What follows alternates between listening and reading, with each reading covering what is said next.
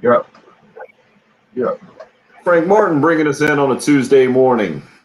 And has a new player in the Gamecock basketball program.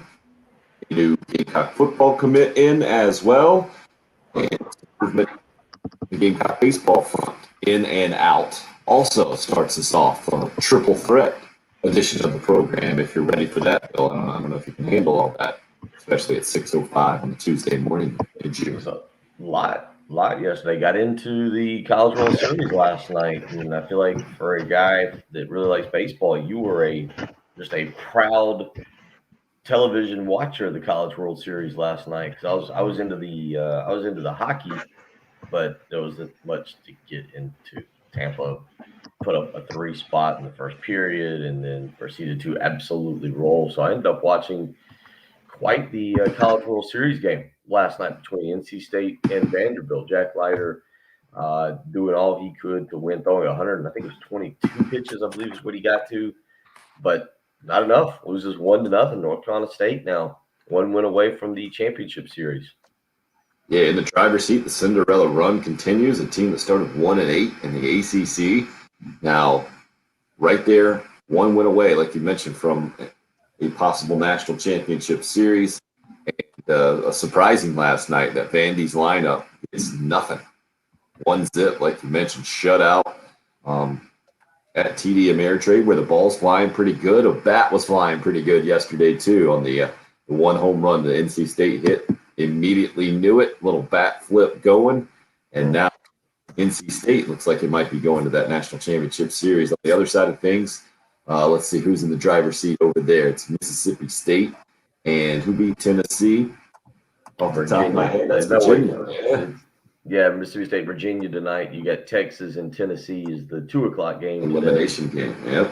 Arizona eliminated yesterday by Stanford. First one gone. They go 2-Q, so it'll be Stanford playing Vanderbilt for the chance to get back through NC State. They'll have to beat them twice to get to the National Championship Series game on that side of the bracket. And then Tennessee and Texas today. One of those teams go home.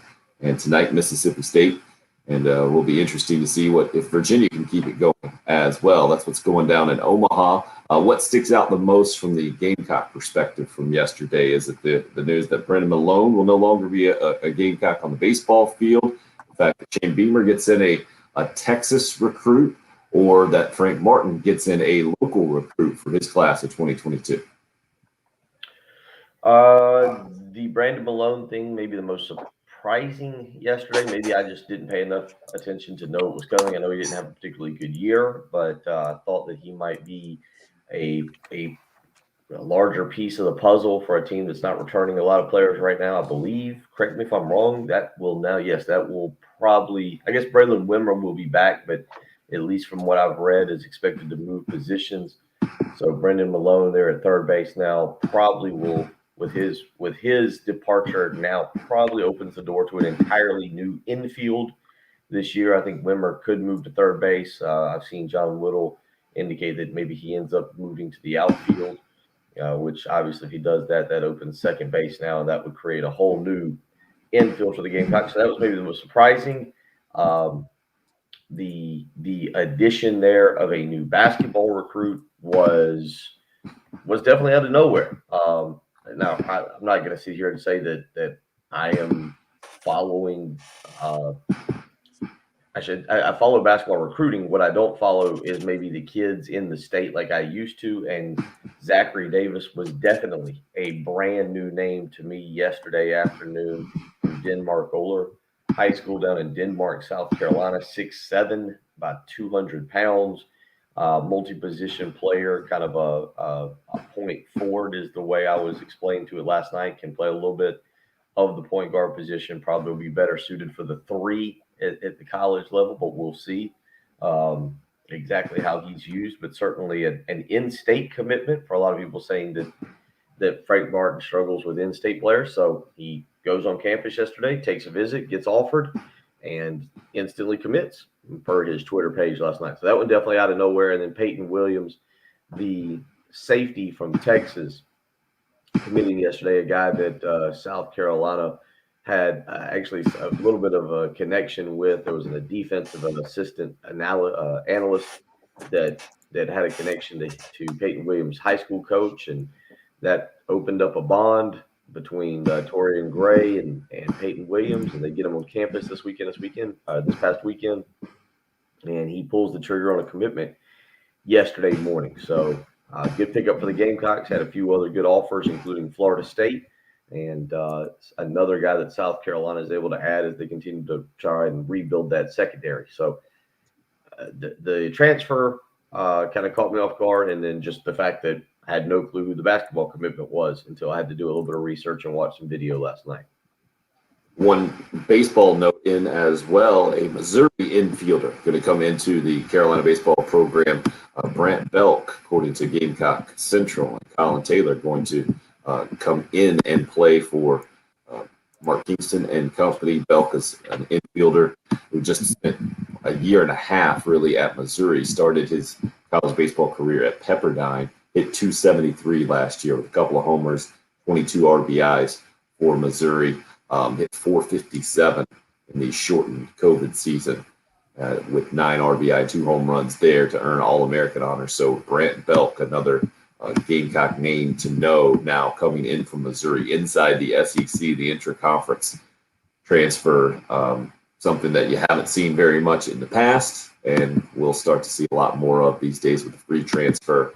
And I guess that can also transition us to the Supreme Court news yesterday, a unanimous decision against the NCAA that I'm still trying to figure out exactly what it means, Bill. What was your first impression about what this thing means? I guess as I was first hearing about it, I thought it was a lot more impactful than originally than I have come to continue to read and realize, hey, well, maybe it's not as impactful as I originally thought there. I'm just not quite sure. What's your take? I wasn't sure. I guess it's just that the Supreme Court is basically now back to the players. Is that all that we're taking away from it? I'm kind of like you. I read about 4 or 5 different articles on this yesterday, and I guess it's just that now the Supreme Court is saying yes, players deserve more. There wasn't a manual or a booklet on what exactly they should get. There wasn't this. I don't want to say it doesn't have anything to do with name, image, likeness, because it does open the door for that. But I'm guessing it's just that the Supreme Court has unanimously ruled that an incremental increase in how college athletes can be compensated. To me, it felt like this was coming. I think the number was 19 states that had already signed some kind of legislation into office that this would be allowed. And so I don't know. I didn't know what yesterday's ruling necessarily changed. Maybe just the fact that the Supreme Court, the power it wields, has now said yes, players should be compensated more in some way, shape, or form for their contribution to the university through athletics. It's more setting the table for what's next, right? Because this doesn't change anything. This right. is just academic related expenses. But if you read what Brett Kavanaugh said, he basically said, like, warned the NCAA, more serious legislation will be in front of me one day, and believe me, I'm not going to be on your side, is essentially what happened yesterday. And it's the first time in more than 30 years that the Supreme Court has kind of been in on anything with the NCAA. Yeah. And for it to be 9-0 against it, and when you're talking about antitrust laws and the whole thing, I think that was the point that I eventually got to. At first, when I saw the deal, I was like, oh no, wow, this is pretty massive. And 9-0, and reading some of the specific lines that you're talking about from Brett Kavanaugh, where the NCAA is not above the law, and this would be flatly illegal in almost any other industry in America, the business model, that sounded awfully harsh, and I thought it would mean instant change or something to that effect. And that's, as I kept reading and kept, I guess, digesting this news, I realized, oh, that's not exactly it. But yeah, you're right, Patrick. It does kind of set the table for or open the door for other issues to come up in court. I saw where the kind of the response from Mark Emmert and the NCAA president was basically that we won't go the court route anymore. We'll go through legislation in Congress and work to kind of lead the future that way. It'll be interesting for sure. It certainly wasn't a win from the college model standpoint, the way that things have been. I think it was a win for players yesterday, and just like you said, Bill, this is the way that things have been moving. The way that I've always thought about this is kind of how Steve Spurrier described it during his day, right? About the pie of money coming in and how massive the pie got, but the piece of pie that the players got remained the same. Mm-hmm. The money kept getting pumped into NCAA sports, and therefore the pie kept getting bigger. This one seems to open the door, at least. Well, no, that pie that the players get. This is where I don't understand exactly what it was, and I understand what you're saying, Patrick, about setting the table. But this, if I read all this correctly, this really doesn't have anything to do with pay to play. All the Supreme Court did yesterday was basically say you are now allowed to give them more, I guess, educational relief. Yeah, that's exactly. But that's why I'm saying it sets the table for it, because if you read what he said, he basically said, you guys are greedy. The NCAA is greedy. All your presidents and coaches are raking in high 6-figure, 7-figure salaries while the players do nothing. What you're doing is basically illegal and unconstitutional. And next chance I get, if anything comes before us in terms of paying the players, we will vote that they deserve to be paid. So like Supreme Court they can't make any rules. They can't pass any legislation. They just rule on the constitutionality of whatever's in front of them. So they did as much as they can by voting unanimously. And in the response, or whatever they call it, he basically said, yeah, the NCAA, you're doomed, essentially.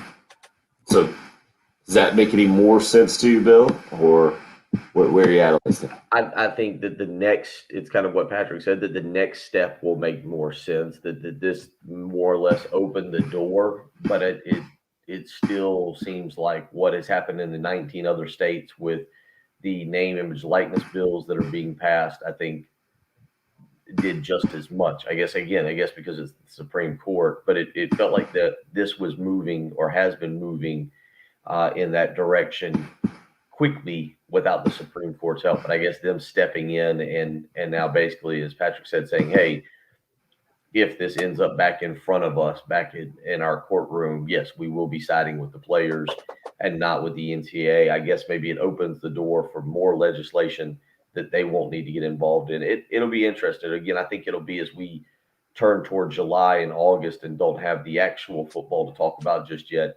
Maybe that's what the discussion will be a little bit more frequently. I think, what was it? Is it January? Correct me. I didn't think to go back and look at this until I just brought it up. When is supposedly the name, image, likeness rule set to go into effect? Why do I feel like it was January of 2022? What rule are you talking about? Because there are a bunch of them out there. I think in the state of South Carolina, it's in July. Okay. See, so yeah, So I think I didn't even think to go back and research that yesterday. Now, as I just kind of say it out loud about what players now can do and what direction they go into, it's all summer fodder for me. I don't know if anybody will care when toe meets leather in Georgia and Clemson face off in Charlotte, or Alabama and Miami get going in Dallas, or South Carolina and Eastern Illinois. I don't know if that's the discussion that will be had at tailgates on the opening Saturday of college football season. Boy, we got to make sure that our said running back is compensated properly by whatever the local dealership is or whoever it may be. But I think right now it becomes something that we discuss a lot in the days leading up to fall camp, and even when we run out of things to talk about during fall camp. Well, 6 states will have NIL laws going into effect on July 1st. Okay, So they July need to 1st. deal. The NCAA will need to do something because that'll just obviously be such a crazy competitive advantage on the recruiting trail for those schools in those 6 states. They have to do something to even it out. Their And hands I going think to be forced. I think I screwed that up. South Carolina is not one of those 6, right? I can find the 6 states. I think they might have given some more leeway. I think it was Florida that was kind of the most aggressive to do this. So immediately. Florida, Alabama, Georgia, Mississippi, New Mexico, and Texas. And South Carolina, I think specifically pushed that off until later to try to give the NCAA, I think, more time to make something that is more sweeping so you don't have just individual states and a complete cluster across the country. At least that's how I understood that move legislatively, but my legislative knowledge, political knowledge, very tiny. And that's why I like to talk sports with you guys every single morning. Neil, maybe a little bit broader spectrum of knowledge in the world, says, "Good morning, guys. That Supreme Court decision worries me for any non-revenue men's sports. I think this could be a huge problem for them if revenue has to be diverted to paying players and because Title IX will not allow women's sports to be affected." I didn't get that from yesterday necessarily, but I understand Neil's concern. And I just think that's a general concern in life. If your industry isn't making money, you probably can't feel great about the future of the industry. And it's been smooth sailing for non-revenue generating sports for so long on the backs of football and basketball. That's just the college sports model. It's a weird model. And yeah, clearly that model is changing in front of our eyes to some degree. And it seems that the Supreme Court ruling yesterday sets the scene for massive change, possibly moving forward. But we'll see. Chris hits us up this morning as well on that Cool Care Heating and Air text line, 803-404-6100. How is Brennan Malone leaving a surprise? Played sparingly. As good as he is laughable. And then just basically calling out Mark Kingston and comparing him to Will Muschamp. Brennan Malone just didn't produce last year. I know he battled some injuries as well, but he hit 216 with 2 home runs. I don't know how you criticize his coach for not playing a guy more that just didn't produce, especially how I know the coaching staff was expecting him to, and thinking he could have. Really talented guy, and they were really high on Brennan Malone coming in. Had injuries early on in his career, or all throughout his career at Carolina. And maybe it will just be a good move for him to go somewhere else and try to get it rolling there. But it didn't work out at Carolina, and now moving on. Right on, Patrick. An anonymous texter says, Supreme knows less than the NCAA. I didn't hear Patrick say that at all. I don't know what that means. And then Chris is just going to be, it looks like, bitter about South Carolina baseball right now, or combative. That's how we're starting on a Tuesday morning. All right. That's how we start. 803-404-6100. If you would like to join the show, you can call or text. You can also check us out on the video stream version, Facebook, YouTube Live, up and rolling this morning. Travis and David with us. Also on Twitter, that station handle at 1075 The Game. So plenty of movement. Bill, I want to get your take on the specifics, another addition to the Shane Beamer Gamecock football class. We'll do that when we come back, and also talk a little bit more about Frank Martin's approach now on the recruiting trail after all of the off-season contract stuff, and then the future of Gamecock basketball, where it sits as we sit here today. 803-404-6100. It's the early game. That's 107.5 The Game. Clear. Love.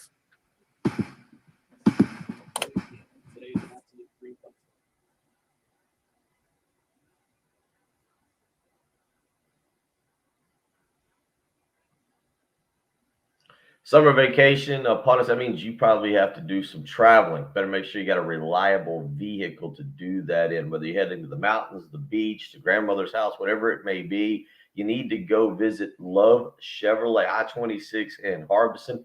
Why, you ask? Multiple reasons. One, and most importantly, in my opinion, is selection. You want to go somewhere where you have the largest selection of vehicles to choose from. 14 acres of brand new Chevys. means you will find the car or truck, the make, the model, the interior, the exterior that you have been looking for. Maybe you're looking for a pre-owned certified vehicle from Love Chevrolet. They've got those as well. Fantastic lots. That's number one, largest selection. Two, you want a knowledgeable sales staff. There's some tricky questions you need to ask. You need to figure out why this car or truck may fit your everyday needs, not just your vacation habits.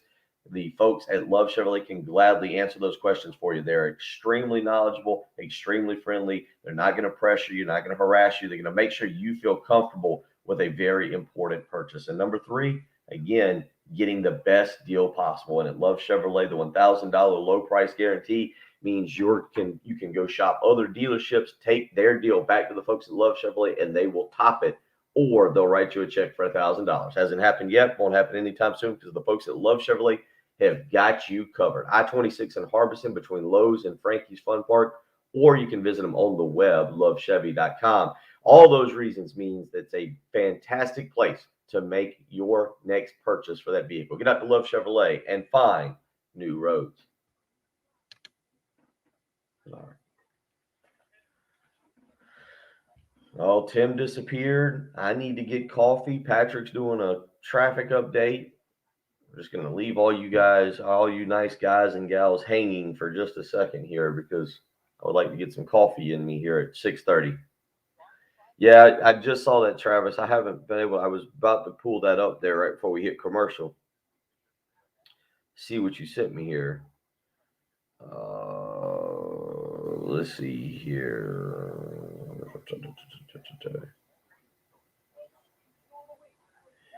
Let me see here. What do you got here? Oh, Zion. Is that Zion? A Zion. Oh, a Crown Royal card. Ooh. Good on many levels.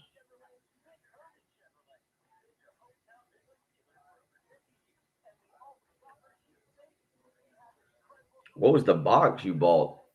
You bought him a box of cards? And they're supposed to be an autograph?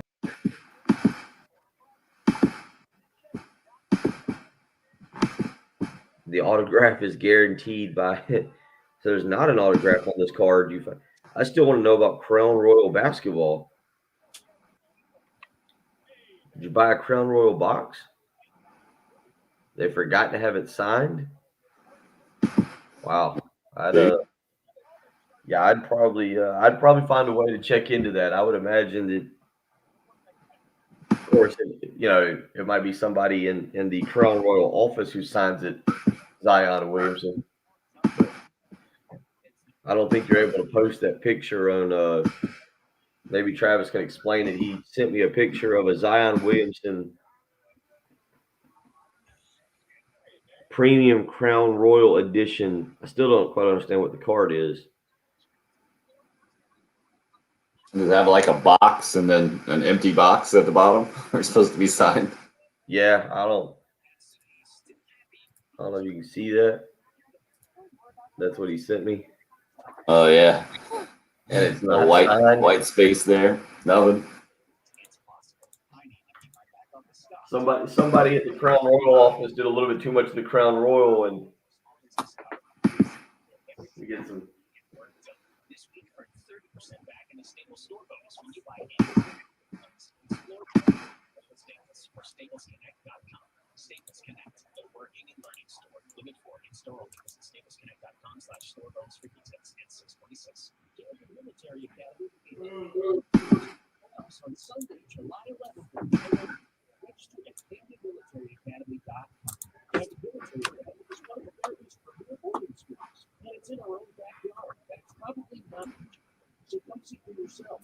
Register for the July open house or schedule your own personal campus tour and see how they can show respect for boarding, self-discipline, and commitment to excellence in academics and life. GallagherMilitaryAcademy.com. This brother takes nicotine. There's only one you. Use also is my favorite unique skill. With Use by You, you can make your unique mix with any of 7 colors, 3 flavors, 3 nicotine levels, and infinite rack designs. So how will you do you? Make Use also a drink that is yours. And for now, discover more at Use.com. Use, church beyond.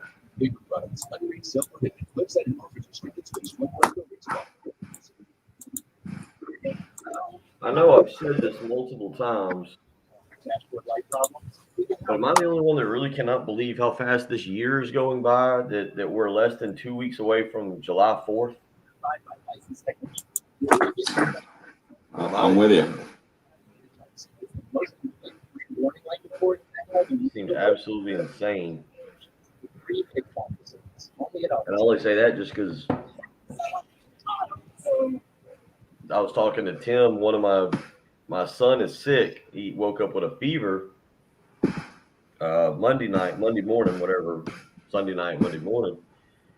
And to me, I guess July 4th is the halfway point of the summer. It feels like they just got out of school, but man, summer will be almost over here before you know it. Good news is we're moving closer to football season. I think Saturday was 70 days away, 10 weeks away. I don't know if that was until the first weekend, that kind of week 0, or it'll be here before you know it.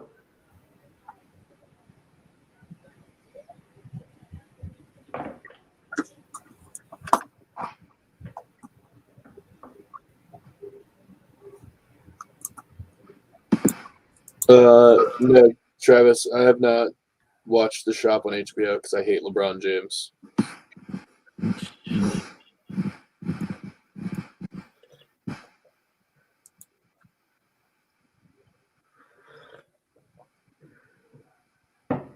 Ugh. Do you guys see the Ben Simmons news? I mean, Got a plan, huh? playing in Tokyo, that they have a plan for him, that Well, what the plan is? Not the Olympics. Or what's on the table? Switching hands. yeah, that always works well.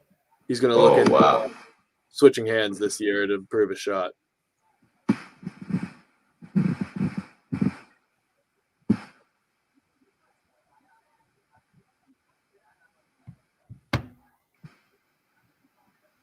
So I found out why Phil was hanging out with John Rahm's family.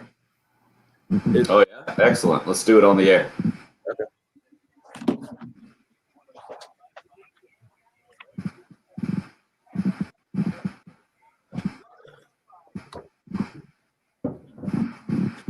All right. You're up.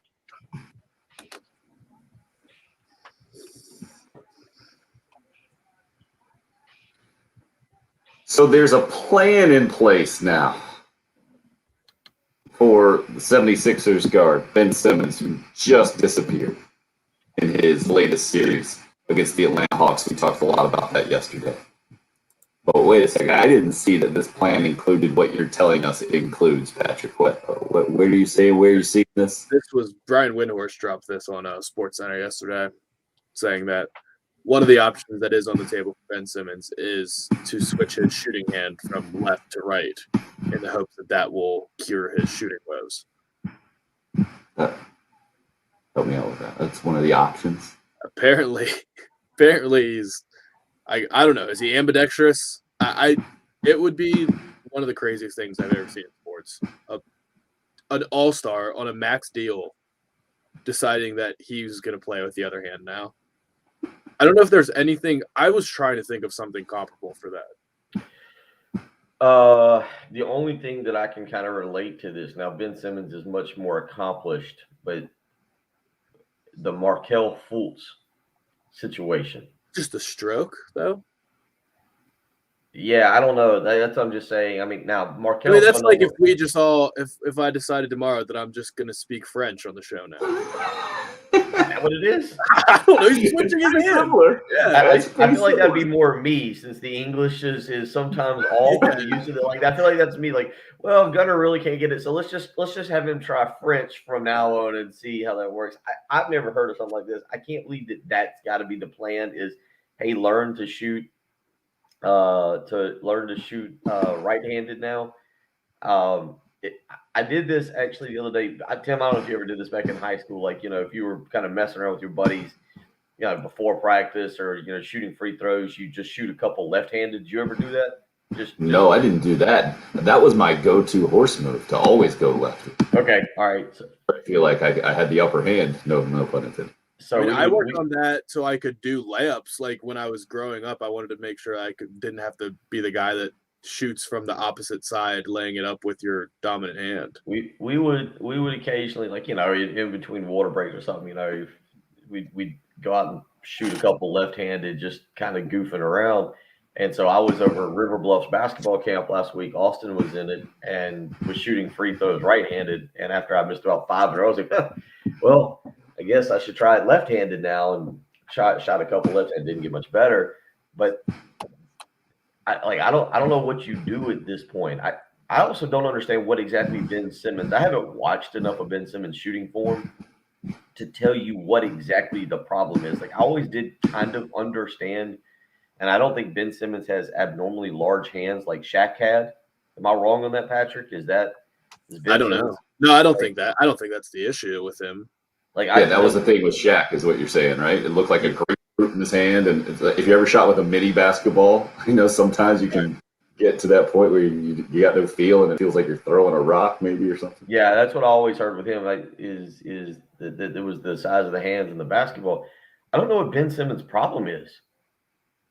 Like, I don't. First of all, when he played against the Gamecocks a couple of years ago, the Colonial Life Arena, I couldn't tell if he was left-handed or right-handed just by his shooting. It was one of the strangest things I've seen, just because it didn't look dominant one way or another. So to hear this option on the table, to me, this is like saying you have a plan to go in to a bank and rob the bank, and then as you're going into the bank and you see a truck go by, you're like, no, we're gonna go rob this truck now. This doesn't sound like a good plan at all. From a basketball perspective, unheard of, right, Bill? Completely unheard of. Baseball, we see it all the time, right? We see guys try to hit from both sides of the plate, and sometimes switch hitters have just stopped switching and stopped going to one side, but never really, really good hitters that I can think of just completely shut it down from one side. I do remember watching switch hitters that will not have success traditionally, like a left-handed pitcher, and they're hitting right-handed and they struggle, so they'll go up there left-handed. That's the only thing that I could compare at all to this. Because it happened this past weekend, and I was kind of listening to Colin Morikawa or them describe Colin Morikawa with it. Could you compare it to switching your putter, not your putter, but your putter grip, or how you putt? Because Morikawa went to some kind of different, I can't remember exactly. They were breaking down, I think Friday afternoon, so it feels like 3 weeks ago now, but they were breaking down Morikawa going to a different grip, and you see that you do see that a lot in golf with guys who will go from the regular putting grip to the claw to reverse handed to. But that's just like changing your form a little bit, because I just got a call off the air saying, I guess Dan Patrick talked about this yesterday, saying that Ben Simmons shoots with his elbow out and he needs to just bring it in. That was the Dan Patrick synopsis of his shoot. But I mean, guys do that all the time, change their shooting form up a little bit. I mean, I guess the putting, if you anchored your putter and had to just completely change the way you did it your entire life, that would be similar. But just changing the grip a little bit is not as drastic. I was going to say, would it be the same as just deciding you're going to if you're right-handed, carry a left-handed putter in your bag and just putt left-handed? I went to a little bachelor party last Thursday night. We were doing it. One of the little things they were just kind of doing for the soon-to-be wedded guy was we had a putting competition. We were out at that place here in town that's got a little putting green, and you had to hit a short little putt. But then they would back you away from about 30 feet, and you had to hit a putt opposite-handed. And it's not easy. It wasn't quite as easy as I thought it might be. So I don't know. The Ben Simmons thing, I think the bigger question is where, like, if you in the NBA now, when you talk about these super teams and you look at what the Nets were, or I guess with Kevin Durant, James Harden, and Kyrie Irving, and they'll be back next year, and probably they'll all be healthy, and they'll be one of the top 2 or 3 teams picked to win the championship. But you look across the board at these super teams, Ben Simmons is probably the third guy on any super team, right? Like he's not the lead guy, and I don't even, what is you Ben can't have a Simmons? lead guy that can't score. It just can't Right. happen. Yeah. The larger issue here is that you're telling me you have a plan in place for your superstar guard, your all-star guard, to rebound from one of the worst playoff performances we've ever seen, where clearly confidence was the main issue. And that plan might include you just switch the hand that you shoot with. To me, this is a much more of a mental issue than a physical issue with Ben Simmons. And it is all a matter of mindset and aggressiveness. He's never going to be a great shooter. Never. But guess what? Shooting 34% from the free throw line, which is what he did, the historical worst in the NBA playoffs. It's easy to improve with that. That's all he needs to do, too, because he shoots at a high percentage from the field because he doesn't take uncontested shots. That's what he's always done. But he won't even now. He is so damaged that he won't even try to go to the basket against a guy that he's 6 inches taller than because he's afraid of getting hacked and getting to the free throw line. Like he's terrified that he might get fouled and have to shoot free throws. Truly, shoot him granny style. Honestly, that would be less of a big deal than switching your dominant hand. I guarantee if he shot them granny style, he could make 50% of his free throws. I still don't understand. Like, it's not like he has some kind of. I know that you said somebody called and said Dan Patrick said he's shooting it with his elbow out. I've seen. But there's ugly strokes. Lonzo's I was going to say I've seen there's who's Lonzo Ball. Who's going to tell you to bring it to your opposite shoulder and then fling it sideways across your face? Yeah, but it works. Tim Hardaway famously shot a knuckleball back in the day. I mean, you made it to the NBA. Clearly, you can shoot the basketball to some degree, right? I mean, this is, again, like you said, Bill, this is like getting to the PGA Tour, but then switching sides. That is unreal. I mean, imagine if Phil Mickelson, lefty, we start calling him righty. That doesn't make any sense. Speaking of Mickelson, you figured it out, Patrick, why he's buddies with the Rahm family? Yeah, well, Phil's brother, before, I guess, I don't know the whole story about his caddy, but I guess he had a caddy for a long time before his brother switched onto his bag. But his brother was the coach at Arizona State and coached John Rahm. So he's known the Rahm family for a long time. Yeah, Bones McKay was his longtime caddy, and they parted ways, and he's brought his brother. I think it's Tim, right? Tim Mickelson. Right. Yeah. So Tim Mickelson coached John Rahm at Arizona State, and that was where the relationship began. And I guess Phil's always been known to be really, like, helpful or at least pay attention to the younger guys on tour, whether it's like a competitive or take their money or take their practice money, rounds, just kind of figure out what they're doing and how he can add it because he's very cerebral that way, I guess. But yeah, so that's where it all started. Wow, this is blowing my mind that possibly you're gonna switch dominant hands when you're in the NBA and you're Ben Simmons. Just adds to another wrinkle to all this. Carlton hits us up on the Facebook Live and says, did you guys see the United States Supreme Court ruling against the NCAA? Yeah, talked about that a little bit earlier on in the show, Carlton. We'll get back into it as well. Plenty of Gamecock news specifics to get into, too. The safety that the Gamecock had, the defensive back from Texas. Want to hear your opinion on that, Bill.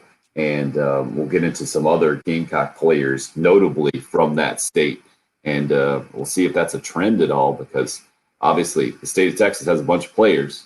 They haven't typically landed at South Carolina, though. Shane Beamer going exactly there yesterday to land his 7th commitment of the class of 2022. More of those details coming up on the way. 803-404-6100 if you would like to join. It's the early game here on 107.5 The Game. Clear.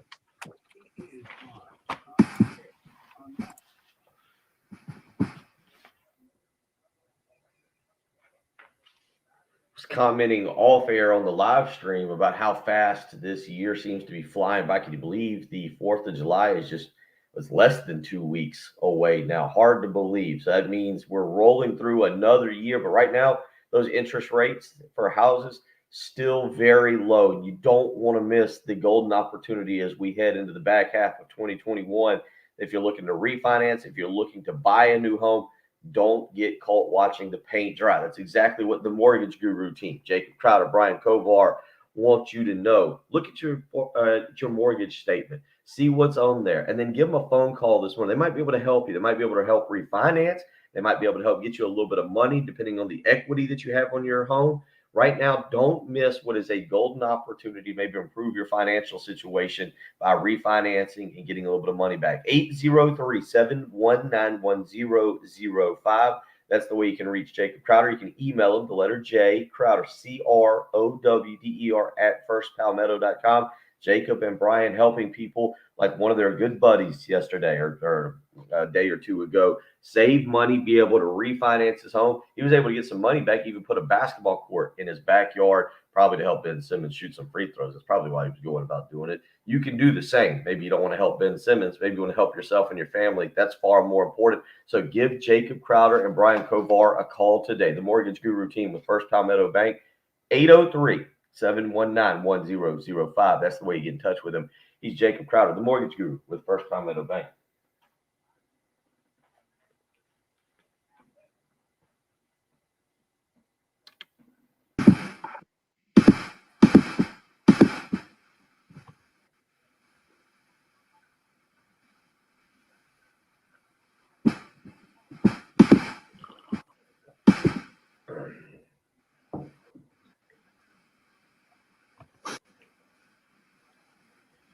All right.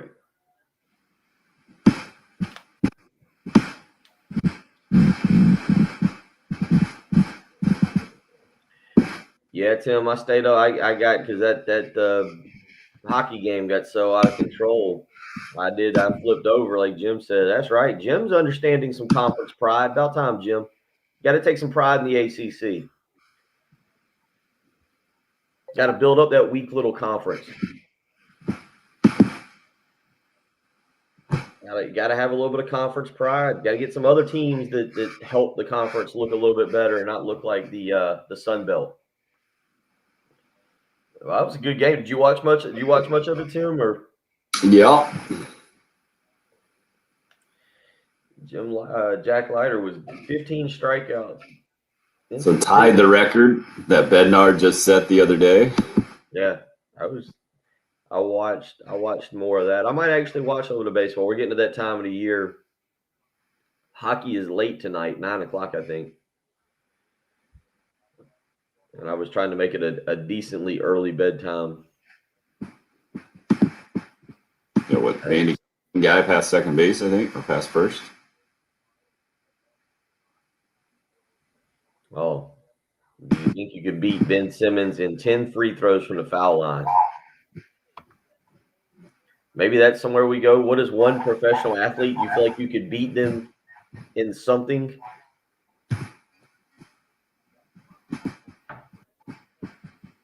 Yeah, outside of free throws, there's not a whole lot out there. Well, I know there's professional athletes, but everybody's always said, man, that guy stinks. How in the world did he get to the NBA or Major League Baseball or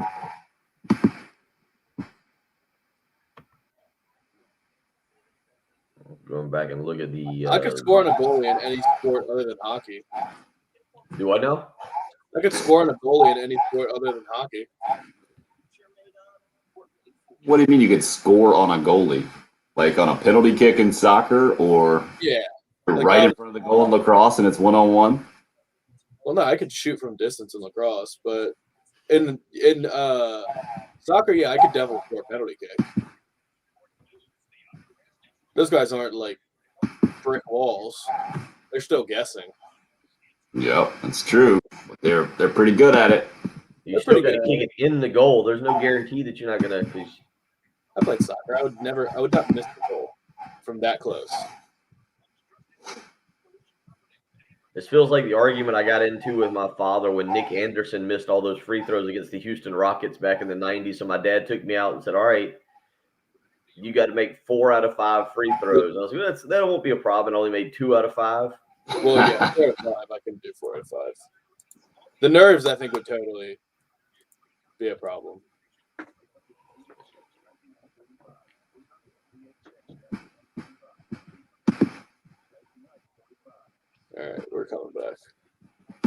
Gonna do Peyton Williams here. Gamecock Larry said he has something to talk to you about with College World Series, Tim. What's that? Gamecock Larry said something about the College World Series that he wanted to talk to you about. Is he on the line? Yeah.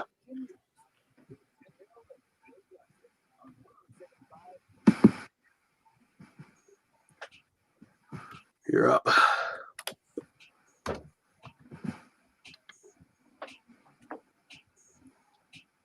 Texas and a Gamecock. You don't usually hear it. Shiloh Sanders, the most recent.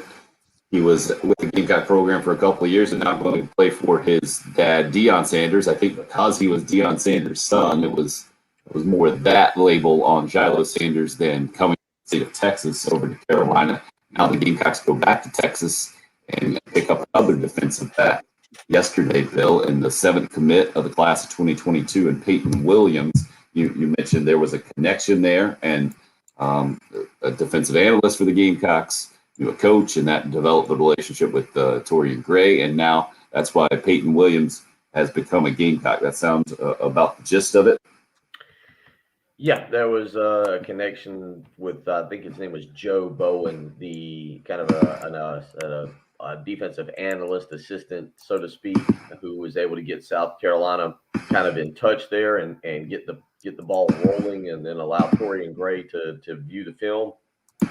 Peyton Williams made an official visit over the weekend with his family, in which South Carolina was able to actually get a look at him, kind of work him out, actually make sure that the size and the weight checked out and everything. And they really like him. So they like to take his commitment. Certainly there are other safeties that South Carolina has kind of been in on. Antonio Kite out of Alabama, Anthony Rose, who at one time was committed to South Carolina and will be taking an official visit this coming weekend. But the Gamecocks would like to take Peyton Williams' commitment. Again, the other notable offers he had: Maryland, Colorado, Florida State, kind of the three other what we would label as big ones. There were a couple others as well, but those are the three ones that you kind of point to as South Carolina being able to outdo and land, and we'll see. Again, you come in, Torian Gray has a reputation as a defensive backs coach, a guy who's put some guys in the league.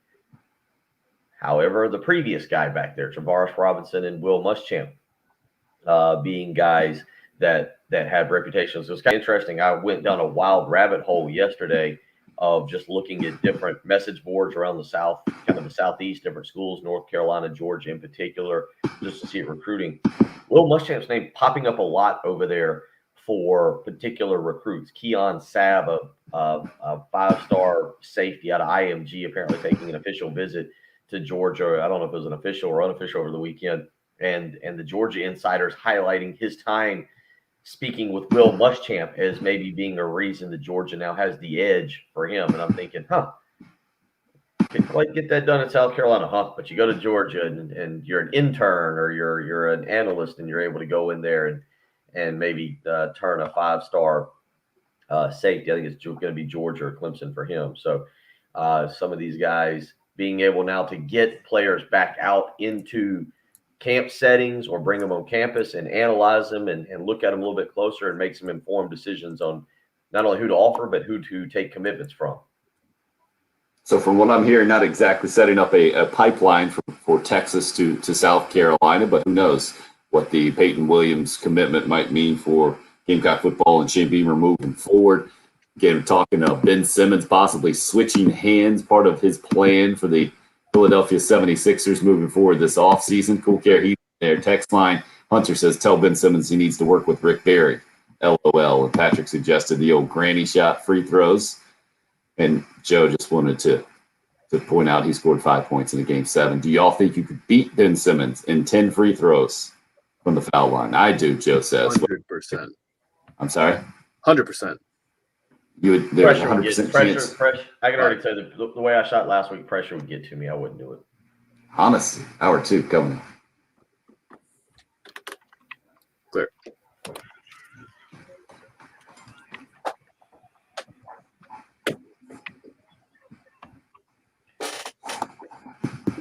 Yep, Trey hanging out at the beach this week. hanging out at the beach. Did you get some afternoon storms down there yesterday or anything? No, we were pretty good yesterday. Making any golf courses yet down there? Morning. No, I didn't even bring my clubs, man. That's where I'm at. Didn't even bring the clubs. I'm going to play the Patriot at Grand Harbor on Thursday afternoon. Nice. That's one of those ones we won in the Right. in the tournament. All right, Patrick. So how many out of 10 free throws are you making? Well, he's 34%, right? He was in the playoffs. I would make 4. Okay. But if I shot, the thing is, if I shot 10 free throws, I would make anywhere between 4 and 8. Because sometimes you just feel it and you just get the ball right back, and they just go in super easy. Now But the if you question made though is here: If you what made is me walk Ben around Simmons? and then stand there and then line it Right. up, I'd probably make 4. But here's what does Ben Simmons make when he's just standing around in practice with no pressure and no fans, and it's not Game 7? Right. Like maybe Ben Simmons is unconscious in practice. He's just nailing everything, and then you put him out there with 50 people in the stands, and he panics. He probably is.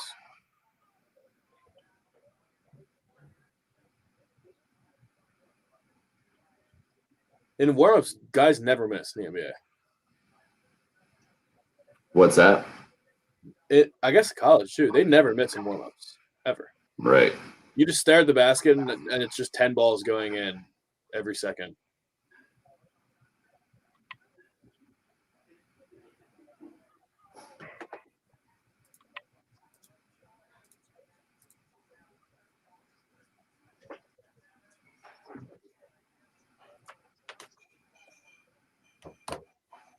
Do you guys see Dustin Johnson's new venture with Drew Brees and Wayne Gretzky? No, what's he doing? They're buying a professional lacrosse team in Las Vegas.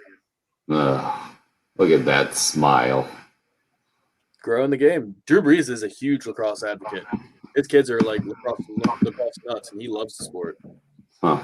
Did you see He's come Drew on. Brees at the U.S. Open this weekend?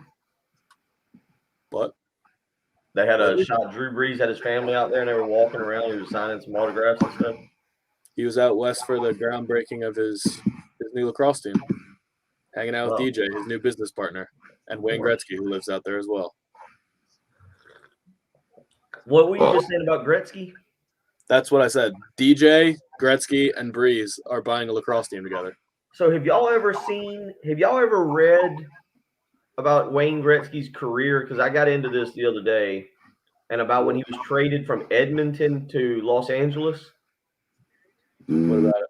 The Canadian government tried to block the trade. That's hilarious. Like, apparently there was like a person in their whatever their House of Representatives is that tried to pass a bill that Edmonton could not trade him. That's hilarious. Wow. I believe it.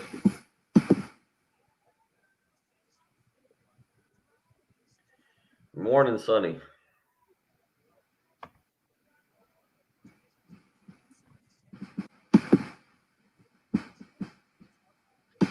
Morning. John, I'm always deep in thought. Or this chair I'm sitting in doesn't have a back, so I have to lean forward. Oh. The old no back chair. No, it's got one. It's just way back. Get it out of this.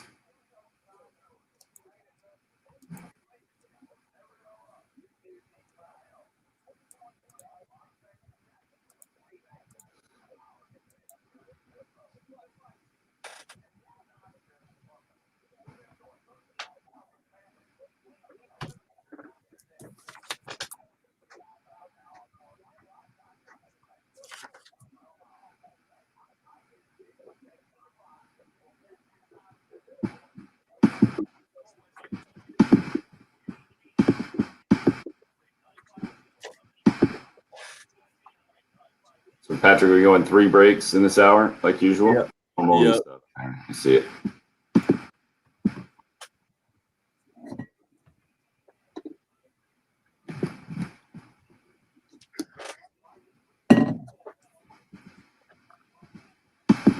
You guys can talk some boats.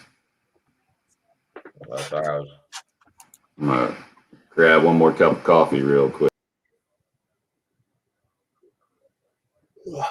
I'm kind of boat. I'm gonna wait 1 year and then I'm gonna get a center console. I think the deal that I was able to get on the boat that I just bought frees up some money for a better center console, because I'd like to have a center console that I can bring like down there, or excuse me, bring down there, take down to Charleston or Myrtle Beach and go around on the inlet on the water on the intercoastal, especially in Charleston, in the harbor and everything. Go over to Shem Creek. I'm not trying to go out deep sea fishing, but that's really 40 next year. Turn 40. That's going to be the Four Winds Horizon. I'm familiar with Four Winds.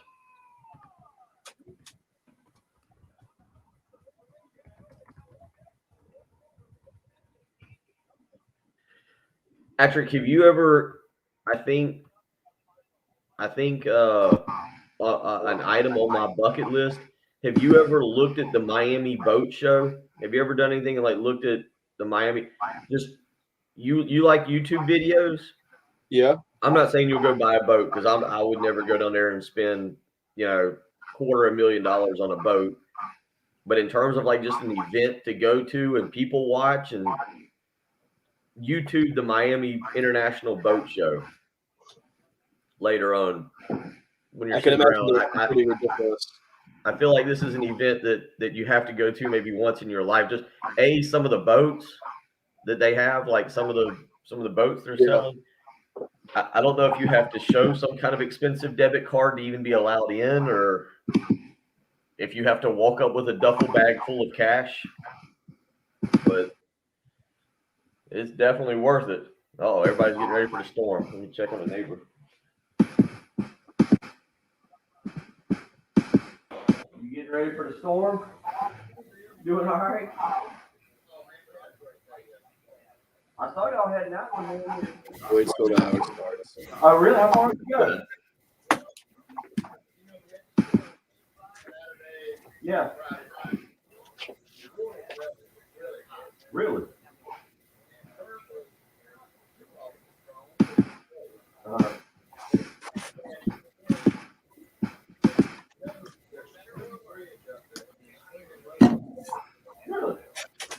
All right, you're up.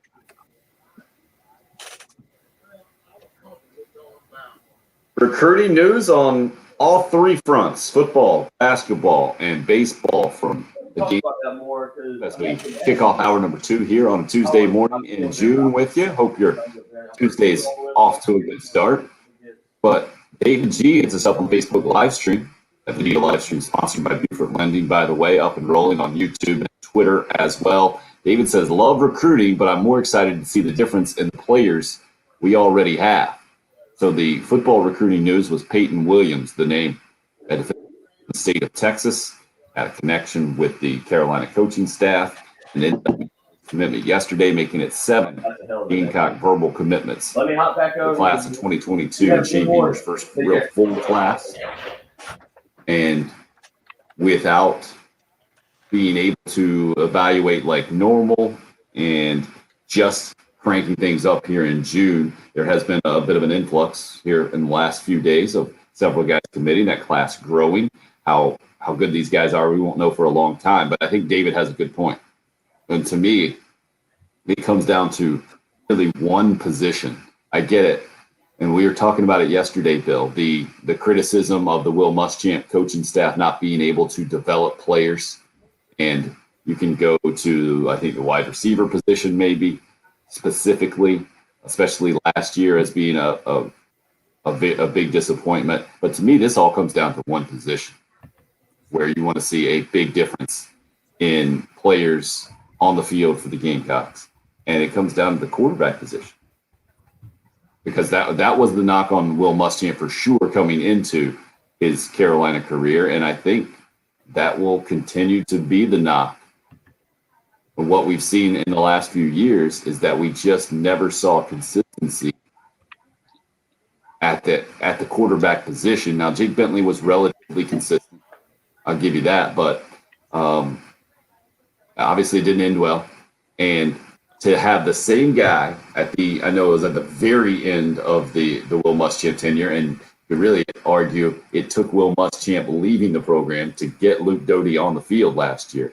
But to see what happens now with the quarterback position moving forward is going to be the main thing. I think that will help define Shane Beamer and company, Marcus Satterfield, obviously, as the offensive coordinator. And if you see immediate production at that position, and then obviously for the Gamecock offense, I think you'll say it would be easy in my mind, Bill. Yep, well, Muschamp's not there anymore. Whatever philosophy he had clearly limited that position or the offense in general, and now that's gone, and there is freedom and plenty of room to grow there. Am I oversimplifying that, or do you see it differently?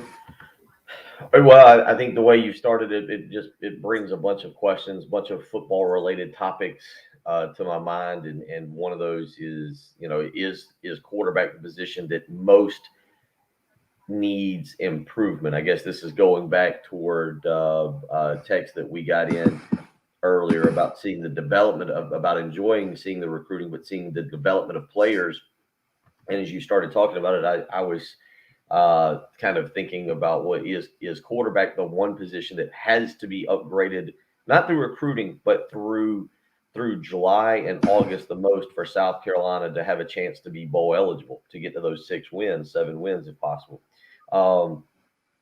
I'm sure that there's going to be a lot of people that if Luke Doty comes out and plays better and is serviceable, that will just strictly point and blame Will Muschamp for whatever he did. Now, with that being said, we saw Ryan Helinski have some decent games. We saw Jake Bentley certainly at times, not all the time, but at times perform well. You can even point to Michael Skarnecki as one performance against Missouri. I think he was 23 of 36 that game, if I remember correctly. So there were times that it seemed like quarterbacks played well.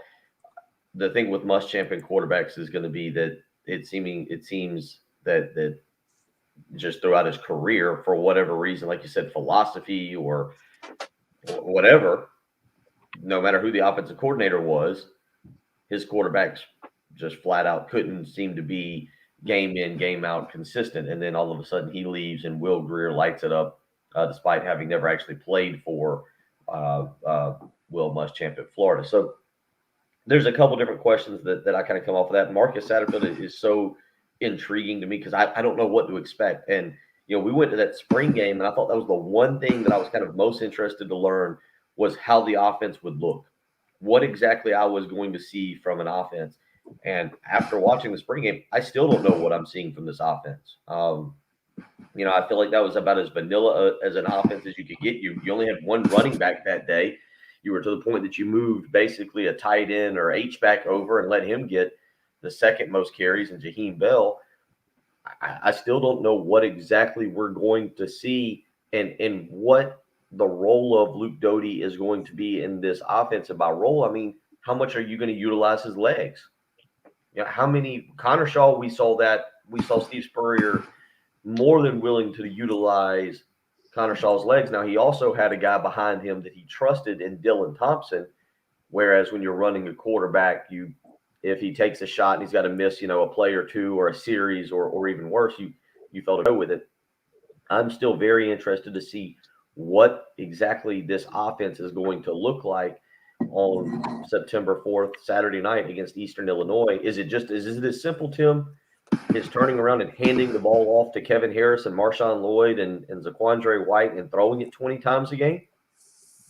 No, it's not that simple because, if we can come up with that recipe, then certainly defensive coordinators can as well. Maybe in the first game, yeah, maybe it will be that easy. But we all understand once it gets to non-Eastern Illinois competition, I'm talking about even East Carolina and Troy, I think it'll be a significant step up in competition there that it's going to have to be more nuanced than that, the Gamecock offense for sure. Richard K, an interesting point on the Cool Care Heating and Air text line. Will Muschamp could develop players. Look at how many of his guys are in the NFL. What he couldn't do is lead a team.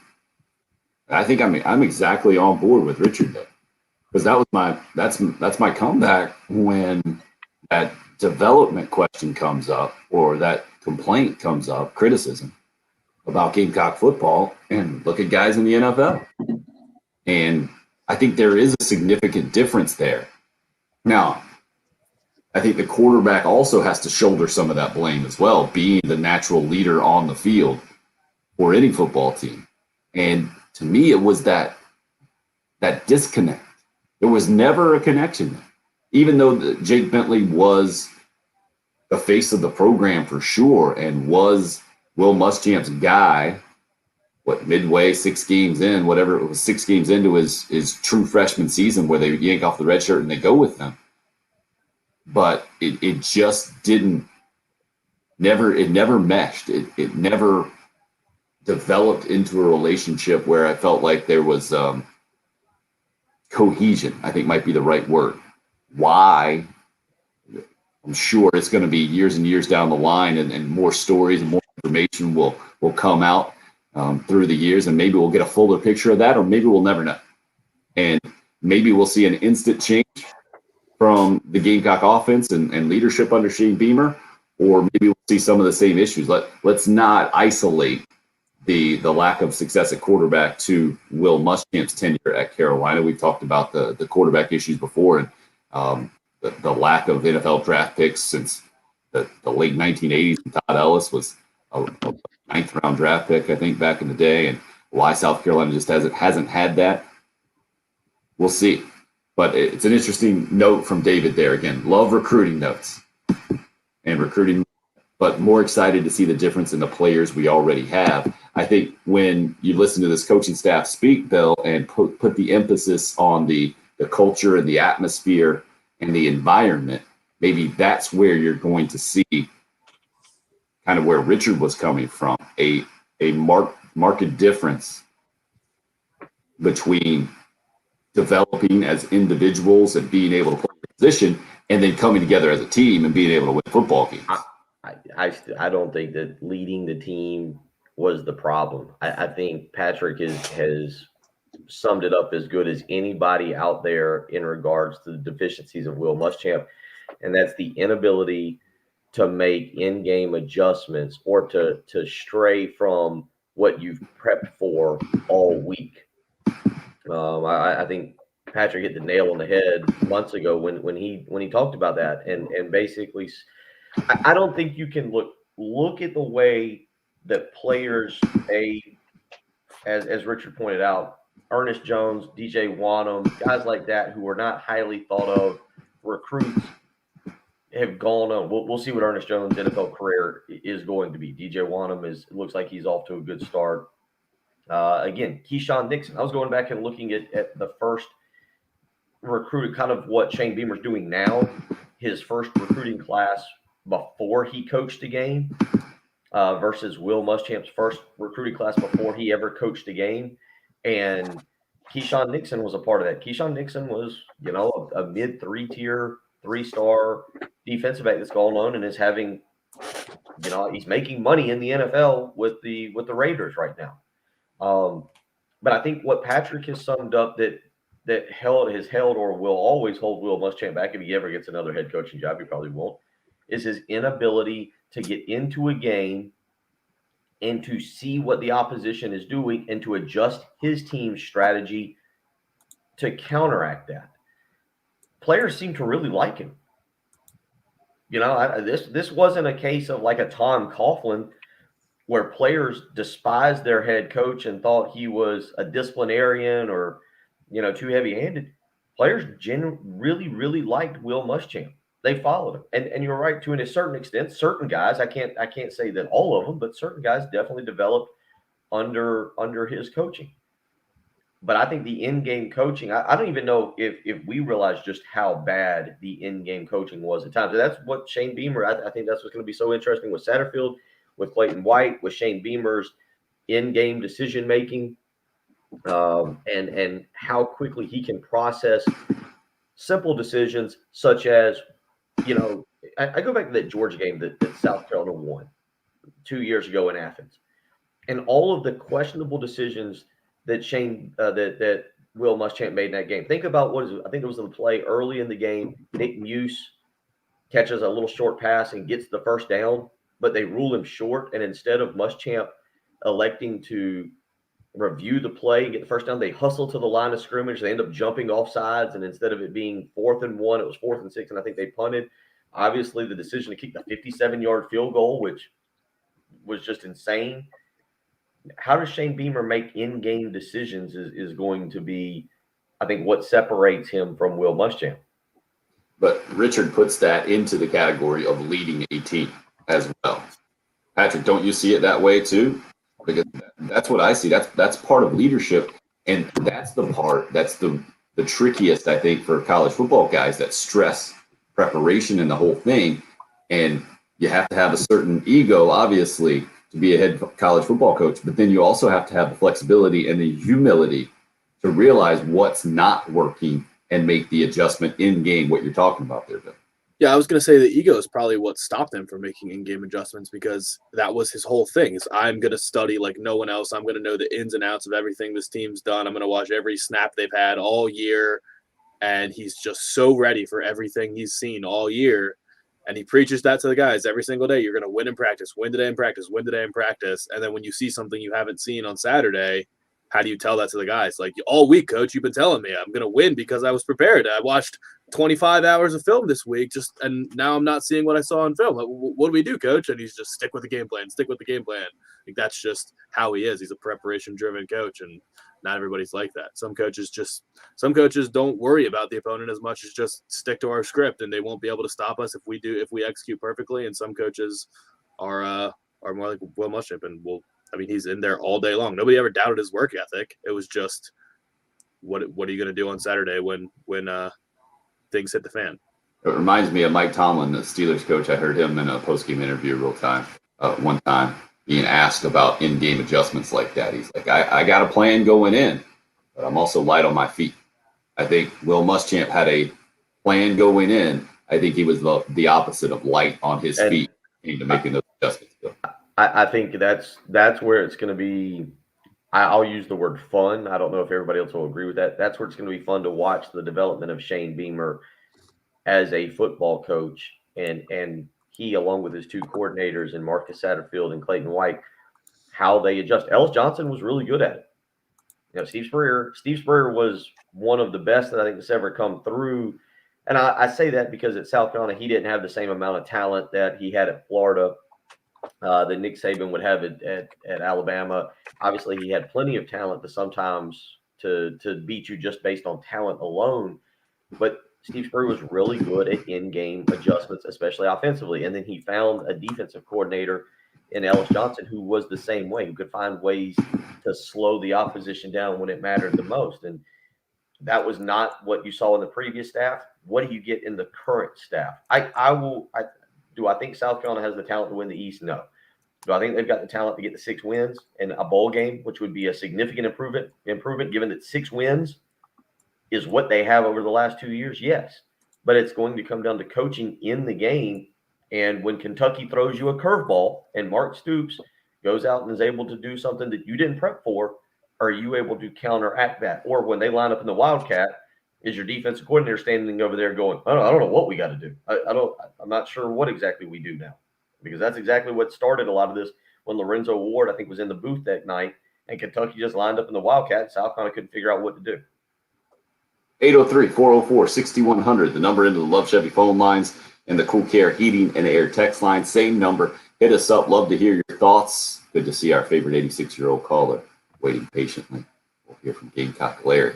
Maybe he can yell at me today. Maybe you remembered the problem that he had with me that he had forgotten by the time we talked to him yesterday. We'll see. You're listening to the early game here. It's 107.5 again.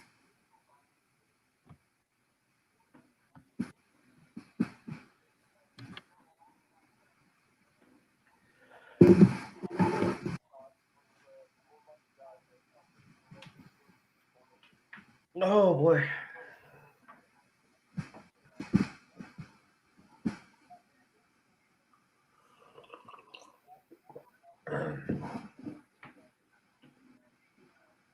was actually just going down my own personal rabbit hole looking at the Northwestern board to see if there's any Ryan Helinski updates.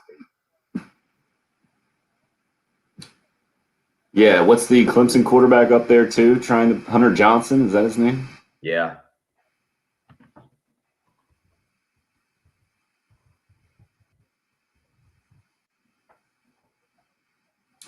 Patrick, you got that traffic update for the other stations too? Thank you.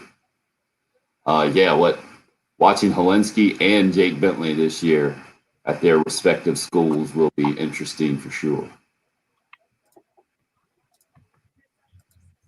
I don't know if Helinski is in line to be the starter there. That's what I don't think he came out of spring necessarily having dominated the competition. No, I know. I think they got 3 guys there vying for it. I listened to a Pro Football Focus college football podcast where they brought up Jake Bentley. They one of the hosts was like, "Do you know who the quarterback at South Alabama is?" And the guy was like, "No." He's like, "Jake Bentley," and they're like, "Oh my gosh, he is so." They were killing him. They're like, he's the worst. He's horrendous. And they were saying something like, "I can't believe Utah fans actually tried to convince me that he was going to be good going into last year. He's like the worst quarterback I've ever seen." I was like, "Oh my gosh, guys, they were shredding him." I guess Pro Football Focus despises Jake Bentley.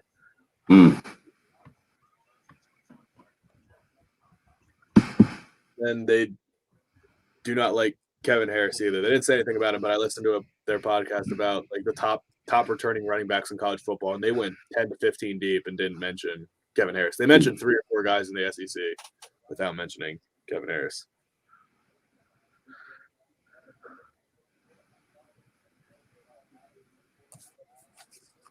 Right. Not a whole lot on the Northwestern quarterback situation since January. Yeah, they're all worried about the Chicago Bears quarterback situation in that town.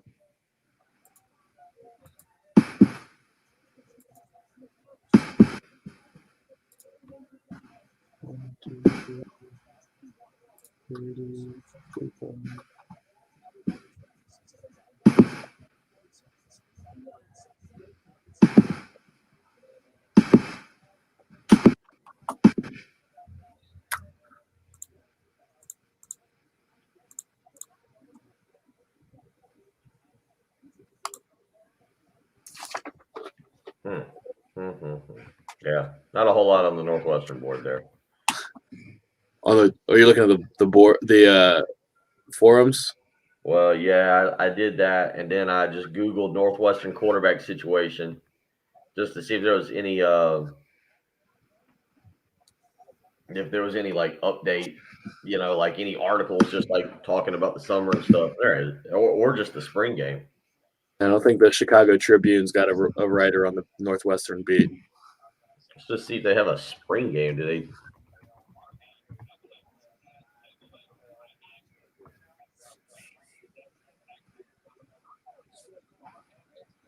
They really should. Somebody should be covering that team now. So they want to keep their coach. And I think, doesn't Northwestern have like a bunch of, isn't it like Northwestern and Syracuse where everybody in sports media came from? And Missouri. Missouri, yeah. But yeah, most of the play-by-play guys are Syracuse. I thought maybe it's just because Greenberg went there. I might be wrong, but Northwestern lost their top 4 wide receivers, or their top 4 pass catchers. Did they all leave college or leave Northwestern? Let's see. 2 declared for the NFL draft. Didn't get drafted. Declared for with tight end John Rahm. Let's see. Okay, so the 3 wide receivers, 2 wide receivers went to the NFL. The tight end went to the NFL, and 1 wide receiver transferred to Georgia Tech.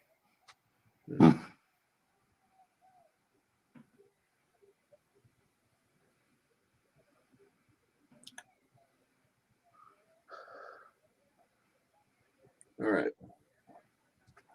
We're good with Gamecock Larry, right? Yeah, he's still on. I'll get them on here. Good Lord. They've got a bunch of quarterbacks in this 2, 3, 4, 5, 6 quarterbacks battling for the job.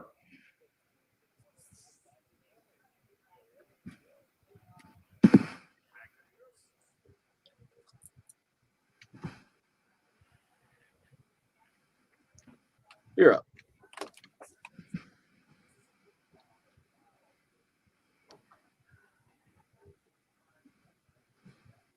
Sunday night, hot take hotline fired up. Gamecock Larry had a bone to pick with me on Monday morning. Couldn't quite remember what that was yesterday, but that's why the hot take hotline is there. Gamecock Larry just put it out there. 803-978-6654 is where you can call 24 hours a day, 7 days a week. Maybe next time Gamecock Larry won't tease us on that hot take hotline sponsored by Twin Peaks for the men who never settle. Go see him down at Vista at 600 Gervais Street. So let's see. Yesterday, he had already forgotten the big problem with me. Let's see if he's gotten that back or just has a new problem with the show, as we're talking a lot of football, as we typically are this time of year, or any time of year, really, and the College World Series going down this morning. Gamecock Larry, how you feeling, first of all? What's on your mind? I'm feeling okay, and I can't remember what I wanted to talk about, so it must not have been too important. It must not bother me too much. But I got a message last night from that so-called Legion of Doom. Let me tell you something. I'm getting tired of your messages. If you can't talk to me on the phone, don't leave me a message. You leave me a message, I call you back. You don't answer your phone. Your mailbox hasn't been set up yet. Well, let me tell you. This morning you called me at 5:30, and I surprised you, and I answered the phone, and you said, Legion of Doom, and hung up. You won't talk. So I'm going to have to tell it like it is on the radio from now on. If you message me anything, I'm going to let the Tim and Bill and them know what you're talking about and what you're going down. You're running down Ray Tanner, running down the coaching staff, football coaching staff, basketball coaching staff, all this stuff down Staley. Well, I'm upset this morning. I am upset. So I'm just putting it out to you right now, Legion of Doom, Root Hog, and all you rest of you. If you want to pick a fight, buddy, you got the right man for it. Now, number 2, 1 hour and 4 minutes and 22 seconds. That's how long I've been waiting to talk to you. Now let's talk to Tim, Bill, and Patrick. But let's get on this. I don't forgot what I want to say. College World Series? Yeah, on this College World Series. Man, I tell you, one mistake, and that's all it took. I don't want Tennessee. I said I didn't want Vanderbilt to win. So that only leaves me with Mississippi State. And I cannot pull for anybody in North Carolina or Tennessee. And so I may have to go for Virginia if we knock the Bulldogs out. But that's about all I got to say. But I'm sorry, I'm just upset. I don't know how to. I got to get in here and take. Well, no, I ain't gonna do it. Drink me some more coffee, I guess. Like to have like to get a hold of Root Hog and all them people. They leave a message, ain't got the gumption to talk to me on the phone. So from now on, you leave a message, you're going to hear about it on the radio as long as Tim, Bill, Patrick, Jen don't cut me off.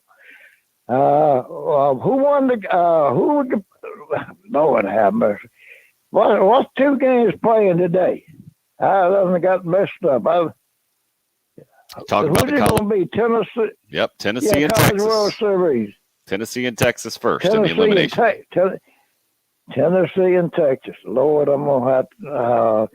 Okay, I'll pull for Tennessee, but I don't want to really pull for them because I don't like them.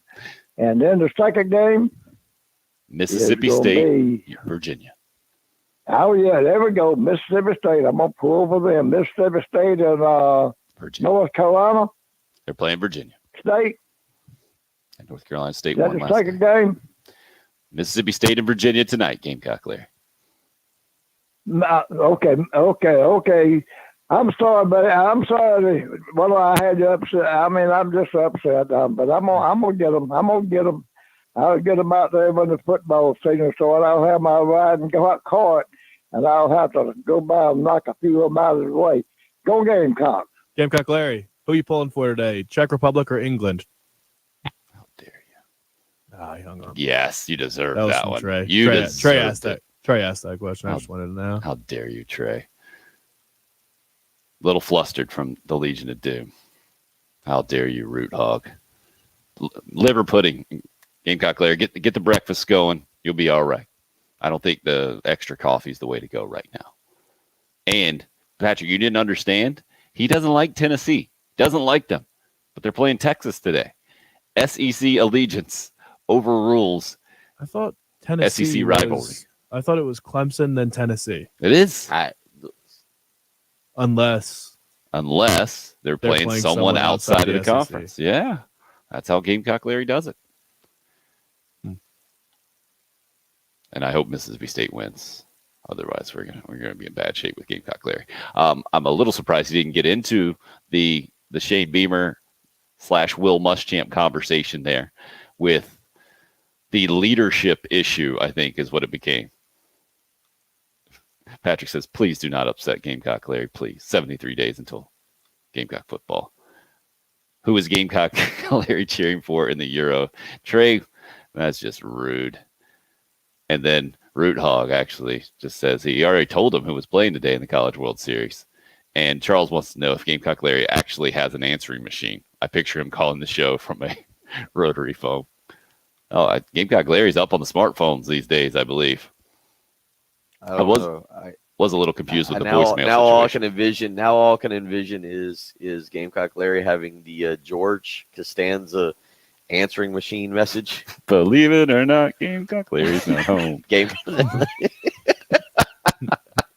Where could I be? Believe it or not, I'm not home. No, I just have the mental image of the motorized scooter playing as that video goes. I think that's a good place to end the first half of the show right there. We'll try to recover. We got some Gamecock baseball and basketball recruiting news to go with that football commit yesterday as well. Do that when we come back. It's the early game. It's 107.5 The Game. The home of the Gamecocks and now head football coach Shane Beamer on Process 20.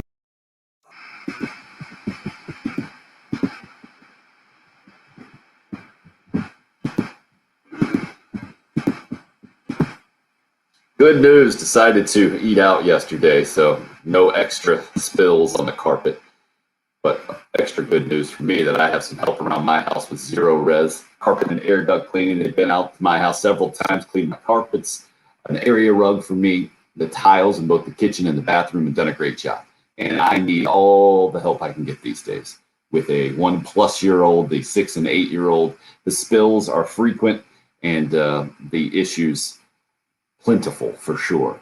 But Zero Res helps me take care of those issues, and they can help you as well. Maybe you have the pets to add to your mix right now. Maybe it's the start of summer and you're getting in with the pool or the lake. Maybe you're heading to the beach as well, so you got a little extra to clean up around the house. You want your house looking its best for the summer, spending a little bit more time at the house maybe. Let Zero Res help you out. They've got a great deal for you right now. 3 rooms carpet cleaned, only $119 plus a free hallway. When you mention me, Tim Hill, check them out online. You can book your appointment right now at ZeroResColumbia.com. You can give them a call at 803-262-4020. That's Zero Res. Spell it backwards or forwards. It's the right way to clean.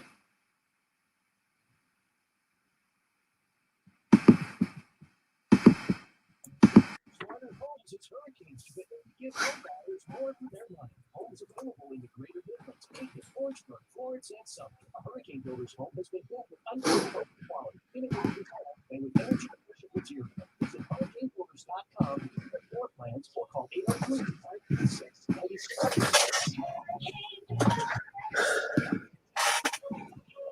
Tim, did you see the video from Madison Square Garden last night? Not They had their first concert full post COVID, the Foo Fighters opened it up, Uh-huh. and they brought out Dave Chappelle to sing "Creep" by Radiohead. Whoa. It's pretty funny video. He's not a good singer, but it would have been wild. Just imagining you just think you're seeing a Foo Fighters show, and then Dave Chappelle comes out and actually sings like a depressing rock and roll song. It's Wow, that's crazy. wild theme. The videos are everywhere on Twitter. RL, our apologies to your dogs. Poor guys.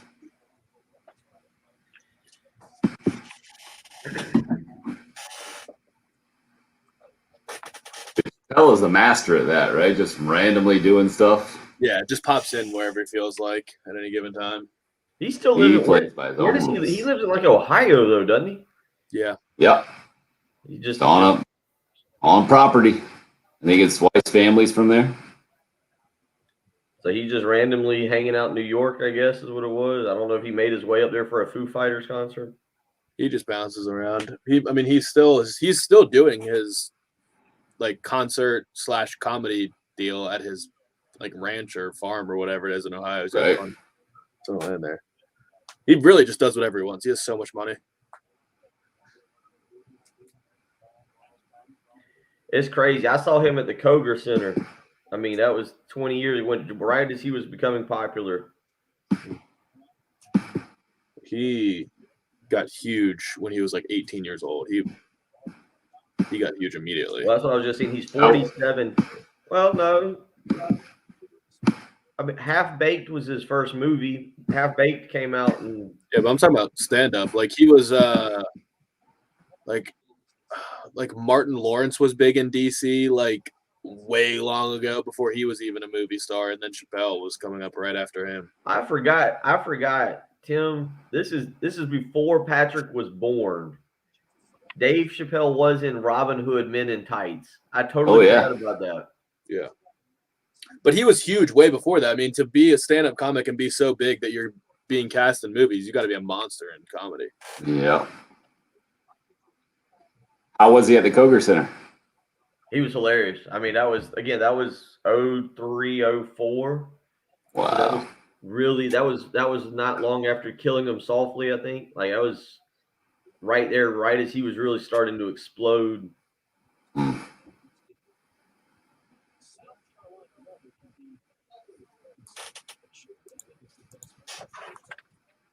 I'm trying to think in terms of comedy acts. I think I've only seen him. Only two big names. Well, three big names if you count Larry the Cable Guy. But Larry the Cable Guy and Ron White both did the old comedy house over there on Berry Hill Lane or whatever, off of St. Andrews. I saw them, and then I saw Dave Chappelle. And I think that's been about it for comedy shows. I'm starting to keep my eye out for Eric Church concerts. I think he's coming out with I think he's starting again here in November.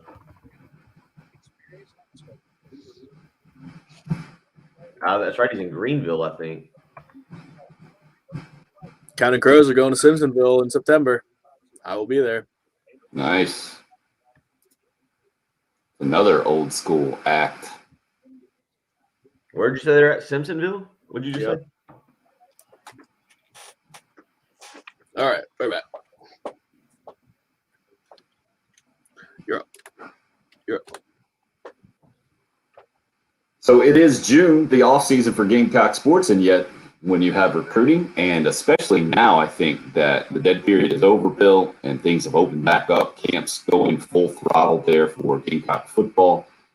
Be more news this June than typically that we get, or maybe I'm just overhyping that thing. Just since we have news on the recruiting front for three different sports this morning. Let's start with the Frank Martin news. Denmark Oler is where he's gone in state to get his first commitment for the class of 2022. His name's Zachary Davis. You got a little bit more information on Davis, not a guy that has been really highly publicized, I don't think, throughout the state. Is that fair? Yeah. Again, Not, I mean, South Carolina's got several good players. The state of South Carolina has several very good players here in this current recruiting class, which would be the rising senior class. And Zachary Davis is a guy that I don't think a lot of people are very familiar with. Has offers from South Carolina State, North Carolina A&T currently.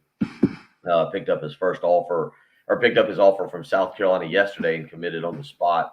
So it's certainly a guy that Frank Martin and his staff have had a chance to watch. Just in last night again, a taller, longer player will probably end up playing more of the kind of the 3 position for South Carolina, can handle a little bit.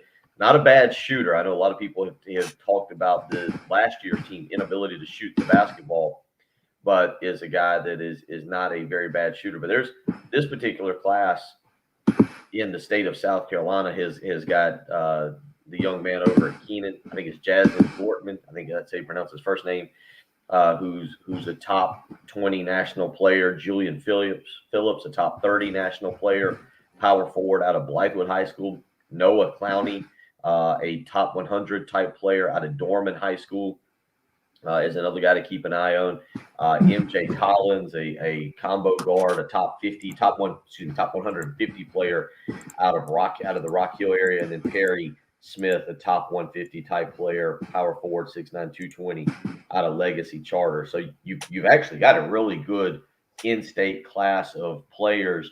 So Zachary Davis, a little bit below those guys, but is a guy, again, that had some good camps from what I understand recently, had been good up in a tournament, an AAU tournament up in Greenville, and maybe was a guy or is a guy that will continue to get some looks. Although basketball recruiting, for multiple reasons, so different than football. Typically, when a kid commits, a lot of other schools kind of back away and don't end up doing very much. So we'll see if that's the case with Zachary Davis or not. Yeah, I think everything but football, it's like that typically. On the baseball front, the news from John Whittle in the Big Spur yesterday that third baseman Brennan Malone going to transfer out of the Gamecock baseball program. And what I'm seeing on Gamecock Central from Colin Taylor, a Missouri infielder going to transfer in. Brant Belk is his name, a guy who hit 273 last year with a couple homers and 22 RBI. Had massive numbers in that shortened COVID season where he's hitting above 450 with a couple of home runs, and ended up being named an All-American for that shortened season. So another infield option, it looks like, for Mark Kingston, and what will be a new look infield for sure. The Gamecocks after George Khalil will move on, and you've got third base guys who mainly played third base last year for the Gamecocks, and Jeff Heinrich, Brennan Malone, Michael Robinson saw some time over there. All those guys moving out of the program for Mark Kingston and company. And now Brant Belk from Missouri coming in conference transfer, which we'll continue to see more of. On the football front, it was Texas, the spot of yesterday's 7th commit for Shane Beamer and company. Peyton Williams, a 3-star defensive back, a guy that projects to play safety. What do you make of that commitment, Bill? Well, South Carolina needs help in the secondary. Now, you can't use all your scholarships on secondary players. It is interesting because Tyrese Ross, the transfer, who will be eligible immediately, but the transfer from Washington State counts toward the 2022 class. So as I'm doing the numbers in my head, you watch these recruiting classes work out. Let's start with the numbers that you're going to be dealing with. Tyrese Ross and I think Carlin Patel, I believe, is the other one. 2 other defensive backs both count toward this class. So you immediately go down now to 23 scholarships. Thereafter, I think it's Karan Purdy, I believe is his name. All of a sudden, I've completely lost his name. The transfer from Kansas, who's a defensive back who can come in and would have 3 years to play. Looks like it's between South Carolina and Tennessee for him. He visited South Carolina this past weekend, and there's a lot of people who think an announcement could come in the next couple of days. But you're using some scholarships that you would typically use on high school seniors for transfers at this point in time. And I only say that's interesting because you still want to go in and land guys like a Peyton Williams, but you're starting to use a lot of your scholarships on that defensive secondary, which, again, we all know South Carolina needs to fill up. So then that brings me back to Peyton Williams. when you start to limit your numbers, you have to take guys that you really, really like.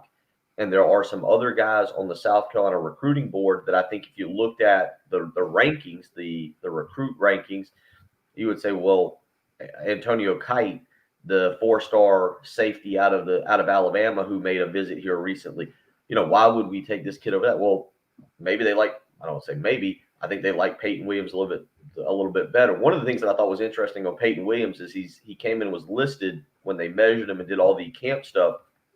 He was listed at 6'1". He has a wingspan of a 6'4" kid. I guess he's got about an 80 some odd inch wingspan, which was something they really liked. And certainly when you talk about the secondary and being able to defend and make some plays on the ball, having that kind of wingspan certainly is important. So you kind of base, depending on what you want to think, what anybody wants to think about, you kind of go with Torian Gray on this and say, okay, he's obviously seen enough on film and enough in person to really like this kid over a few other guys that they're chasing on their board. Aren't they still after Anthony Rose as well? Wouldn't that just be another body? I would assume he's supposed to take a visit this coming weekend. There's also the young man from Irmo, Nick Morier, I believe. Maybe someone from Irmo can give me a proper pronunciation on how to say his last name. He's another big kid. I don't know. Shane Beamer obviously can't speak about these kids publicly just yet.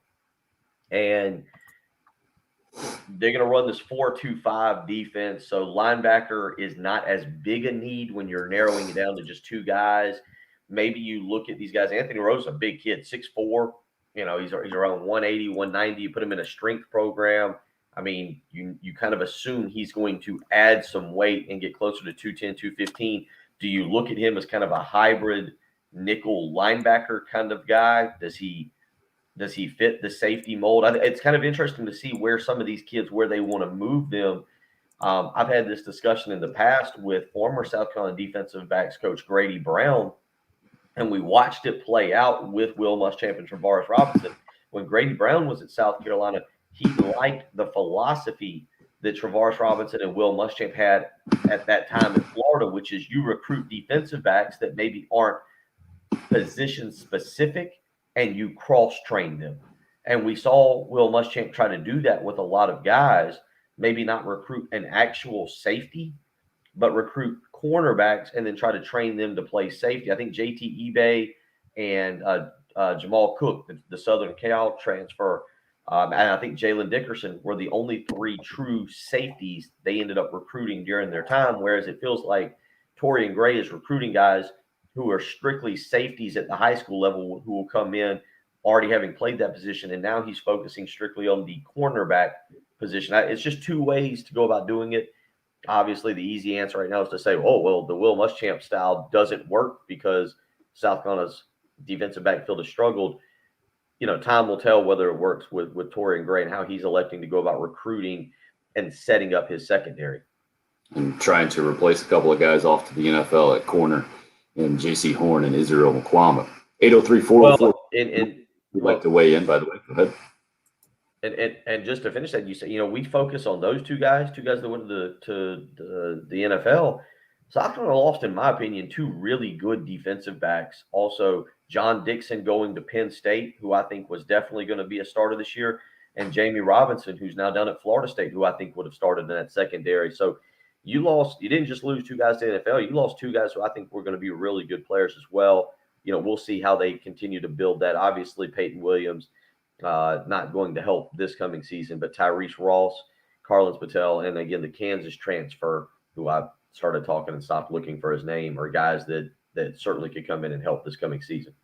And R.J. Roderick, really the only returner there with a bunch of playing time from last year. Jalen Foster, a guy who's been in the program for I think you'd maybe put Cam Smith in there. Cam played a good bit last year. I don't know what your definition of a lot of experience. R.J. Roderick, certainly the guy with the most experience in that group.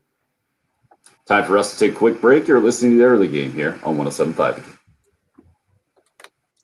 Clear.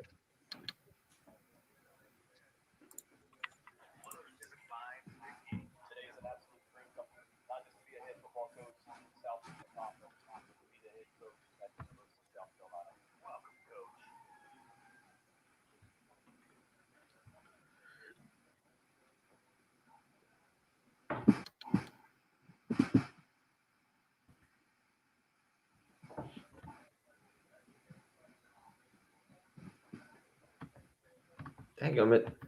Patrick, you remember that Kansas kid's name? Kansas football transfer.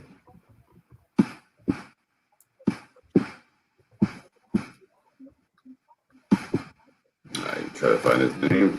Karan Pruney. Karon. Pruney. Prunty. Oh, there's a T there.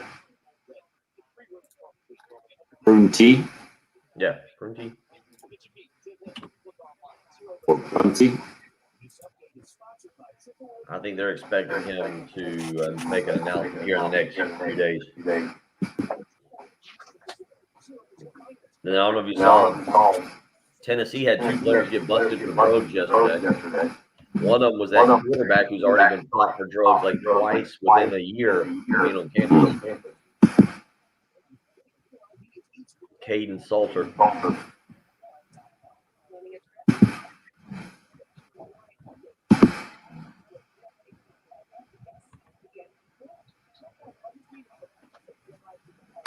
A couple big arrests in the NFL yesterday too.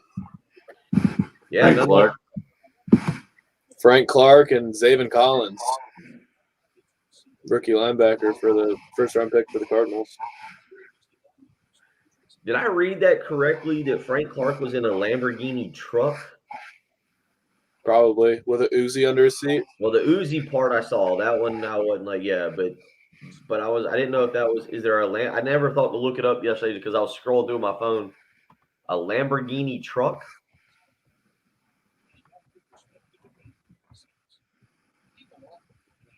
Probably. He's making $20 million a year to do absolutely nothing. If the Chiefs have a chance to cut him and get out of that salary because of this, I guarantee they'll do it. I don't know how that works though. A Urus? U-R-U-S? That's the model of the car. Looks like an SUV.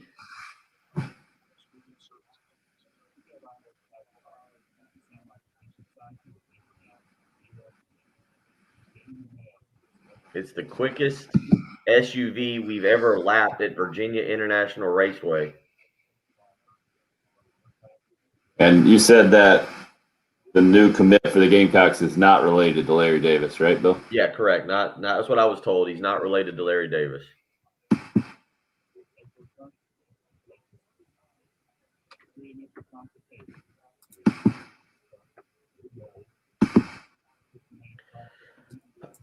Yeah, that's what I was told. Is no relation.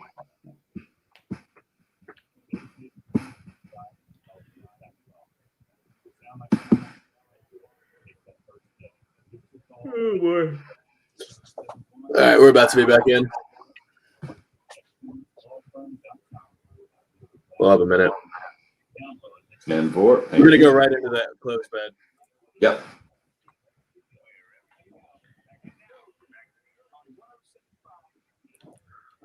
You're up. So all 3 major Gamecock sports, football, basketball, baseball, with some recruiting news. We've talked about that a lot. Bill, was last night's hockey score really 8-0? Yeah, it got out of control. It was 3-0 quick, man. Tampa came out on fire.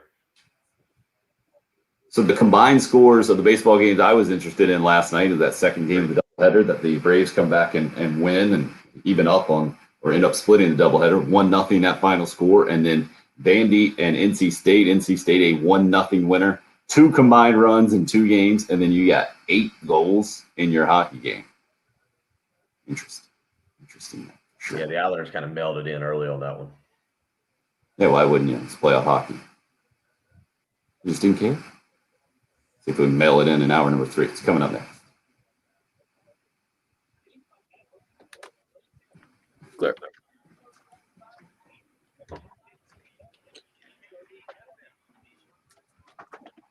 Yeah, I think they pulled the starting goalie They did. in the first period, I think. I think it was in the first period. Yep. No, Carlton Seventhwood's transferred to Morgan State. Morgan State. Thank you. Yeah. Morgan State.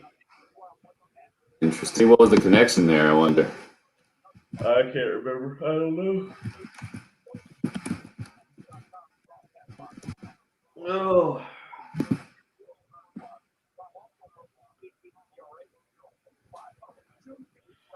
Great.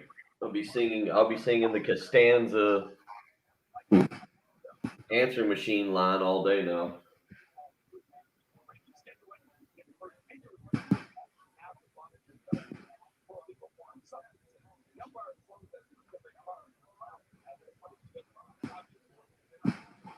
Believe it or not, George isn't at home.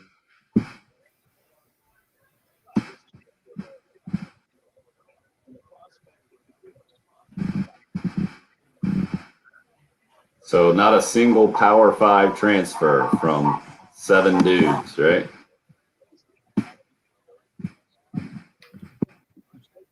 What is South Florida in basketball? I don't know, but not in a Power 5 conference. Maybe AAC. Let's see. You had McNeese State and Morgan State. McNeese State, Morgan State, South Florida, Murray State. I forget which school Trey Anderson went to, like San Jose or something. I think it's San Jose State. That's 5. We don't know where Frink is going just yet. I think he's the guy that probably has the best chance to get the Power 5. He'll be 6, and then that leaves Lawson is 7. Is that right? No, he was 8. Who else? How many? I don't know. Do you name Trey Hannibal? Yeah, Trey Hannibal with Murray State. You sure? I'm pretty sure we went through this the other day. You had Hannibal, Moss, Woods. Prairie. Who? Woods. So I'm just doing guard, right? Hannibal, Moss, Woods. All guys. The ball. And Lawson. What's that? And Lawson would be the 4th. Yeah, I'm not counting Lawson because he's not If you're transferred. trying to get 8, if you're counting 8, yeah. Yeah, let's just try to get 7 transfers. So those 3 guys, big men, McCrary and Frank, And then Trey Anderson. Ray Anderson, and who is the other that we're forgetting? Oh. No. I think that's it. And then Lawson, that's 7.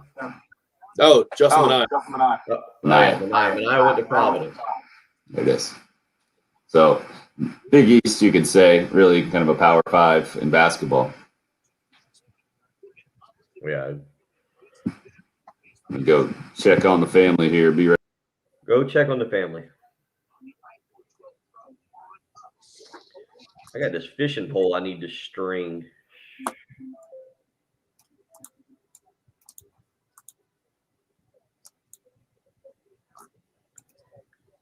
I got another, let's see.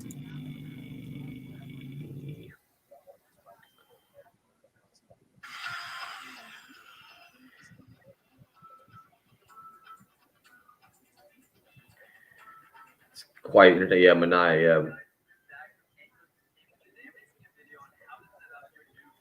I think it's supposed to storm here, although it looks nice. Is it supposed to? Oh, geez. Looks brutal today, yeah.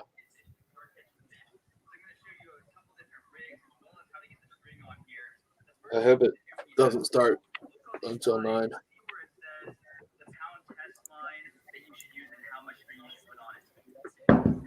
Where could I be? Believe it or not, I'm not home.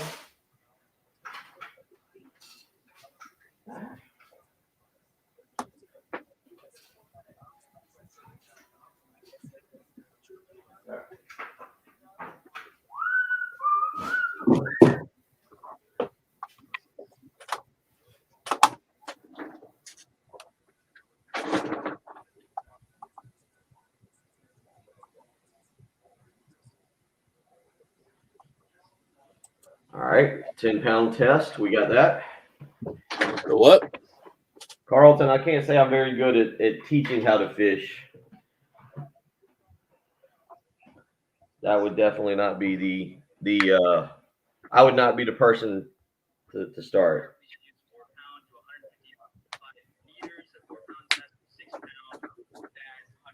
I mean, See, I couldn't do this stuff if we were in studio. yeah, you could. I could, I guess, but I don't feel like bringing a fishing rod in. I like doing it from the house better. It'd be entertaining to bring a fishing rod in. I could bring a fishing rod in. So I don't know how we're gonna do this live stream when we're in studio.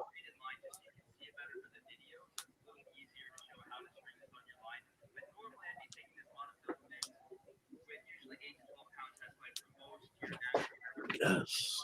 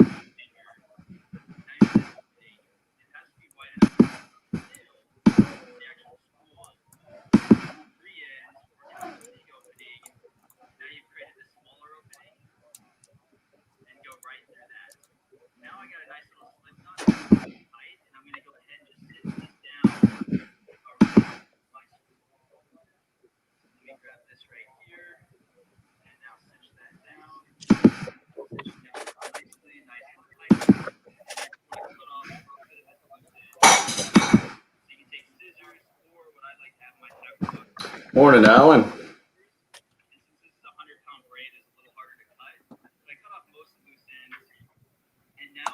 Josh, missed you there.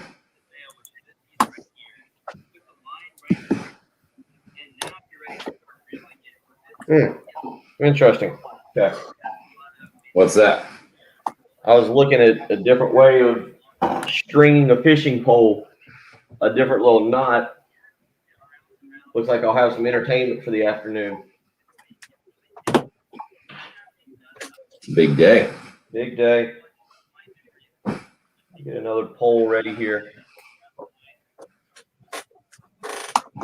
I'll take the Suns there, RL. I don't think that's going to be a big conversation here in hour 3. Oh, are we back? Boy, Carlton. We're still looking for a couple of test questions. We need to know some of those exam questions that you had to That's pass. right. By the way, that Lamborghini truck was $222,000. What? All right. I had no idea there were Lamborghini trucks. No clue. There are. When did this happen? Why would this happen? When and why? And from all I can tell, there's a Lamborghini Atlanta and a Lamborghini Charlotte is the only 2 places I can see these. This is a sweet looking car. Is it a car or truck? It's a Is it a it vehicle? looks like a crossover. Yeah.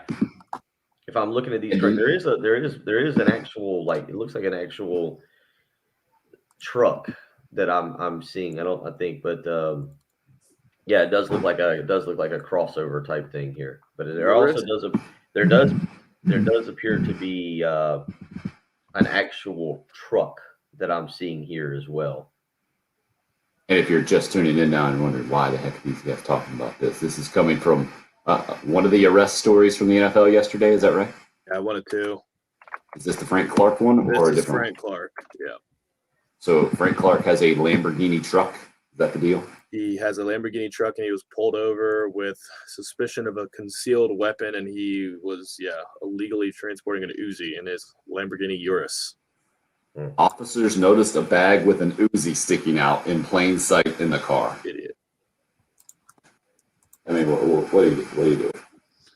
He's an idiot. I don't know how this. I don't know what's in his contract, but he has been crippling the Chiefs' salary cap recently. He's like a $20 million a year player. They gave him a huge deal when they traded for him from Seattle, and he has just not been productive at all. He's had 14 sacks in the last 2 years, and he was one of the 2 or 3 highest paid pass rushers in the NFL, if not the highest paid. So if they have a chance to get out of it because of this, I would be shocked if they don't do it. Lamborghini trucks and Uzis sticking out of the bag in plain sight. What a way to start hour number 3. Hope your Tuesday's off to a better start. What? Ken just no. Then we need Jen for this. Ken just hit us up on the Cool Care Heating and Air text line 803-404-6100. Lamborghini makes tractors as well. I'm on that. You guys, thank you. Now we have plenty to talk about. Well done, Ken. No, This is apparently a very true thing. A Lamborghini tractor. It's a sweet looking tractor. Ken, right? Our 5th anniversary is coming up here on the show, July 5th. Do it. The old Lamborghini tractor, perfect. Start the GoFundMe right now. I was gonna say, I'm thinking that the GoFundMe is gonna be a few more dollars than the whiteboard. Wait a second. What does? I just want to throw out. Let's play this little game. What in the world would a Lamborghini tractor cost? I'm gonna go. My first guess, top of my head, 15 grand. I don't even. What's your guess? I don't even know what a Cub Cadet goes for. I don't even know what that is. That's a tractor I always mowed the lawn with. Okay. What is a push mower? Like $500? No, not even. I didn't get like 150. A Lamborghini, anything. I think it. Yeah, I would say 10 grand. Josh is guessing 25. That's so much. You know, Gary's telling us that Lamborghini started as a tractor company. No way. No way. What? Sure, maybe that's sarcasm. Bill, do you have a price tag in front of you? If you have the confirmation that Lamborghini does in fact have a tractor. Oh, whoa! This thing's more than 10 grand. This thing's a it's beast. a tad. You guys are off. I was significantly. Yeah, I mean, this is like 78. Jason guesses. Let's double. This is not the type of tractor I was talking about. I was thinking of like a single, like you'd mow your backyard with. This is a monster. Oh no! That's it. This is a tractor. Like this is for the farm. It is called the Enraging Bull, a monster Lamborghini. It's a front engine, 4-wheel drive, 2-passenger, 2-door tractor, turbocharged and intercooled pushrod 8-valve diesel inline 4, iron block and head, direct fuel injection. 50 grand. Trey saying 75. All right, you guys are. person- It's going to take a long time for you guys to get to the number that we're needing to go to here. It's 140. Does it cost more than my house? 146,000. And Will B and other texters are weighing in and confirming that Lamborghini started as a tractor company. Whoa, what a pivot. I don't believe it. That is nuts. So, Bill, all right, Patrick, then maybe since you don't believe it, you're the biggest skeptic. Why don't you look it up and you can read it to us? We have the Lamborghini. Yeah. Manufacturing magnate Italian Ferruccio Lamborghini founded the company in 1963 with the objective of producing a refined grand touring car. The objective, but that doesn't mean that's. All right, I've got it. Now, look, I apologize. This is like Ben Simmons switching to shooting right-handed free throws. All right, so what I'm about to read to everybody, I fully apologize for just complete. It's not in Italian, but all right. So Lamborghini Trattatori, I believe is how you say it. Trattori, is an Italian tractor manufacturer. It was established in 1948 in Cento by Ferruccio Lamborghini. Ferruccio, I just said it. I was reading this. I'm sorry, I wasn't paying attention. Ferruccio Lamborghini, and headquartered in a town in Italy. I'm not going to try to read the town. He later moved on to establish Lamborghini Automobilia.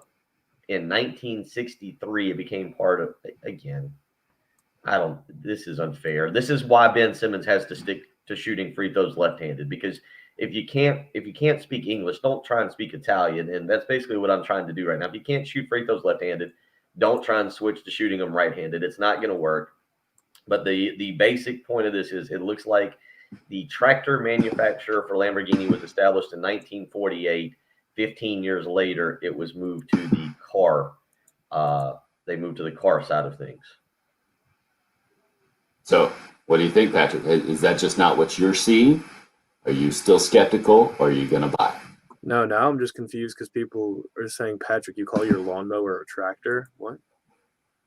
That's also Patrick a know what good a point. I tractor have a little is. surprise for you. By the way, there's a Lamborghini Nitro series of tractors.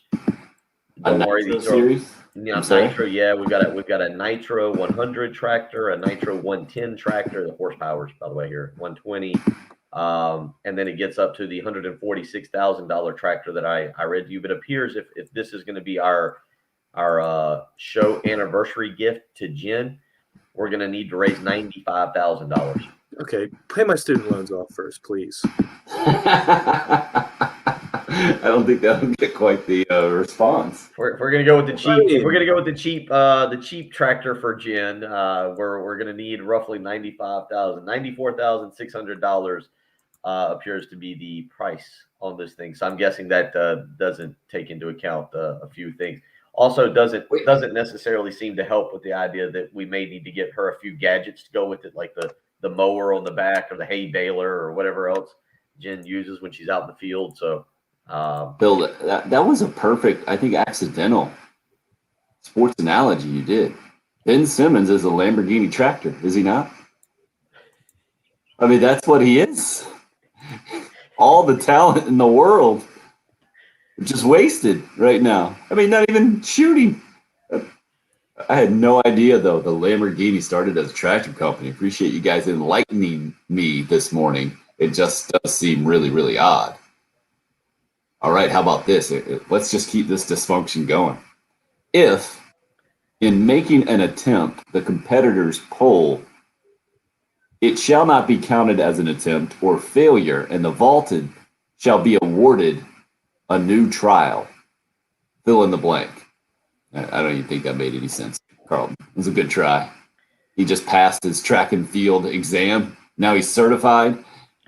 But that wording, alleged question, will make you certifiable, I believe. Alan just looked up oil change and service for a Lamborghini tractor. About the cost of what I originally guessed it would be to buy that sucker. 5 figures to get the oil changed and serviced. Oh, that's amazing. I don't know if it's true or not. Just the fact that there are Lamborghini tractors out there has blown my mind to start out with. Okay. Do you guys not call, like, I would have to mow. I was a corner house and we had a steep ditch, so I'd have to use the push mower and then the riding mower to get the main part of the land of the yard. Can I not? Is it not okay to call the riding mower a tractor? Because I would always say, like, my dad would say, "Hey, go fill up the tractor," and I would go. I thought anything that you could ride was a tractor. Yeah. Is that not? People are. Bill, you're going to try to weigh in on this with any too kind many of people expertise? saying Patrick doesn't know what a tractor is. Again, I'm siding with the people on this one because, as I've said before, well, one, we do have some property up in Prosperity where we've had riding lawnmowers, and that to me, I would never have labeled that a tractor. I never once asked from my dad as I was growing up, or my uncle, to let me drive the tractor around, it was the riding lawnmower. Matter of fact, for that land up there, was just implied if we said, "Hey, I'm gonna hop on the lawnmower," it was known as you weren't using the push mower. So yeah, what's a zero turn? Okay. A zero turn would be another tractor. No, I don't. You wouldn't label those as a tractor. I would never label those. A tractor to me is a John Deere, big old green, 3-wheeled. I'm doing something in the hayfield or something. I think the main difference is that I'm reading here, the definition, is that you can haul equipment with the tractor as well. Does that make sense? I mean, we thatched and aerated using a riding mower. That counts, right? This is a big controversy for sure. Several of you weighing in on this thing all over the Cool Care Heating and Air text line. Rooster B just wants to know if the Lamborghini tractor has a cup holder.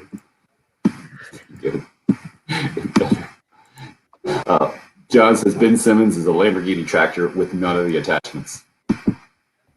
All right. Hot Sauce Ross just sent a picture of exactly what I'm talking about that says tractor on the website.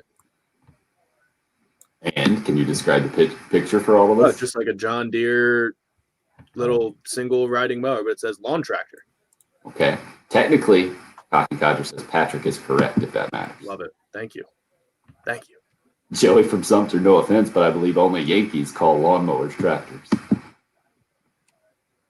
Well, half the people think I'm right, so Will says Patrick a zero turn is in no form a tractor. Spark well, I'm on quite record controversy. saying that I never want to have a yard. I want to live in an apartment and have a balcony or a porch. I don't want grass. Justin says basically, if it's not diesel, it's not a tractor. Another definition out there. Co-pilot says calling a riding lawnmower a tractor is like cooking hot dogs. You know what? As far as I care, a Barbecue. weed whacker is a tractor. We'll see. Now you're just leaning into it. I got no problem with how you do it, how you defined it. I had no problem there. I see that a lot of you do, and that's not a problem either. 803-404-6100. You guys should see the inside of this Lamborghini Nitro tractor. I can't even start to describe. It looks like something that would be on a spaceship. Like, I think to answer Rooster P's question, How fast does it go? I think there are 2 cup holders. How fast does it go? I'll investigate that in a minute. Currently, I'm trying to look at the computer system that's on this tractor. Trey says people who are calling a lawnmower a tractor are the same people who microwave bacon. That's a good point. From that, Patrick? I do not microwave bacon. I have You asking me microwave that, or you bacon, asking Patrick? 'Cause but I don't. I know you're anti-microwave bacon, Bill, so I asked Patrick instead. Justin says, love it. Tractor talk for 20 minutes. LOL. There are some details from the Gamecock sports perspective, if you would prefer that. In-state Gamecock basketball commit for Frank Martin. And the last name does bring up the legit question, I think, Bill, right? Was that the first question that you asked? If Denmark Older standout Zach Davis is related to Larry Davis? That's the first thing that I thought of. And the answer that you got from that is no. As far as you know, he's not. He's 6'7", commit to Frank Martin. Probably going to play the 3 is what I've taken from you. Does that sound right? Yeah, I've gotten a few other things. People that I know just weighing in. Apparently, yesterday he was on campus, and this is typical football, basketball, whatever. When recruits go on campus, they want to kind of measure you, eye you up, make sure everything you are listed as to fit in. But apparently, yesterday on campus, Zachary Davis, who again is a 2022 prospect, measured in at 6'8.5" on the visit. Apparently 3 years ago, so going into his freshman year, he was 5'11" and his shot up about 9 inches there in 3 years. And one person has sent me a text message this morning to tell me that no, South Carolina likes him as a point guard, as a true, legitimate point guard. Wow. So that would be PJ we'll Dozier. also, apparently he is young. Right. Apparently, from what I understand, he is also young for his age. Is like he. You guys hear that? The way it's worded to me is he technically could be in the. I want to criticize him but I have said the same thing. He's not young for his age. He's exactly his age, but he might be young for his grade. Love that. But I wasn't gonna criticize him because I've done the same thing. He's young for his age group. He's young for his age group that he currently plays with. He could technically be in the 2023 class. Instead, he's in the 2022 class. That is my new favorite phrase. I've said that exact phrase. You've never used that? I believe that. Yeah, I was going to say that's in recruiting. That's said all the time, like because you're referring to their age group. He's young for his age group. I mean, I guess you can add the group part on, but he's young for his age. It's kind of like the old conversation.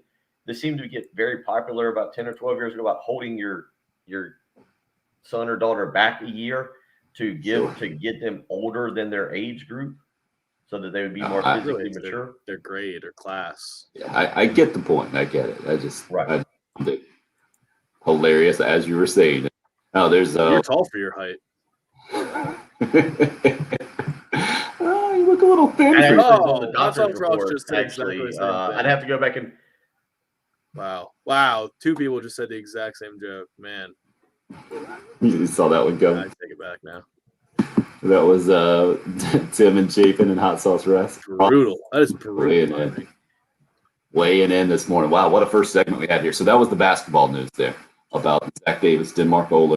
Again, interesting. That makes sense though, Bill, right? If this was just a recent growth spurt and the guy's been playing guard his whole life, you don't become a back to the basket kind of guy immediately just because you grow a bunch. And that's how you hear these stories go in the past. And we know that Frank Martin loves big guards.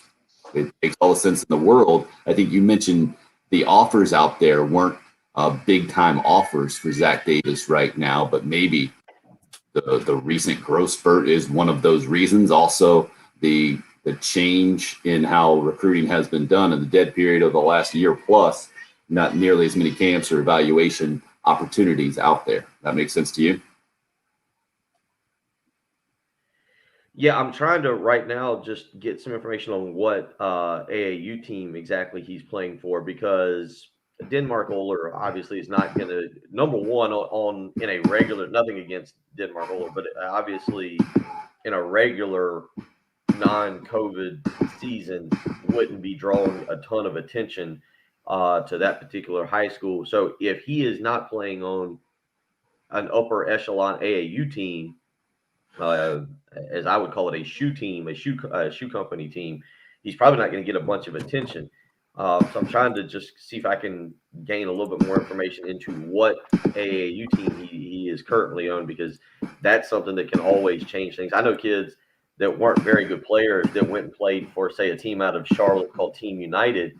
In particular, I remember this happening with Sandarius Thornwell's team. He played for Team United out of Charlotte, and they instantly became bigger prospects because they were on that team, whereas you had guys who were maybe as good as them playing on lesser teams. Basketball recruiting is always a wild thing, but we'll just have to see how this young man develops and what he turns into, what his height is when he enrolls. Again, he will be a rising senior this year.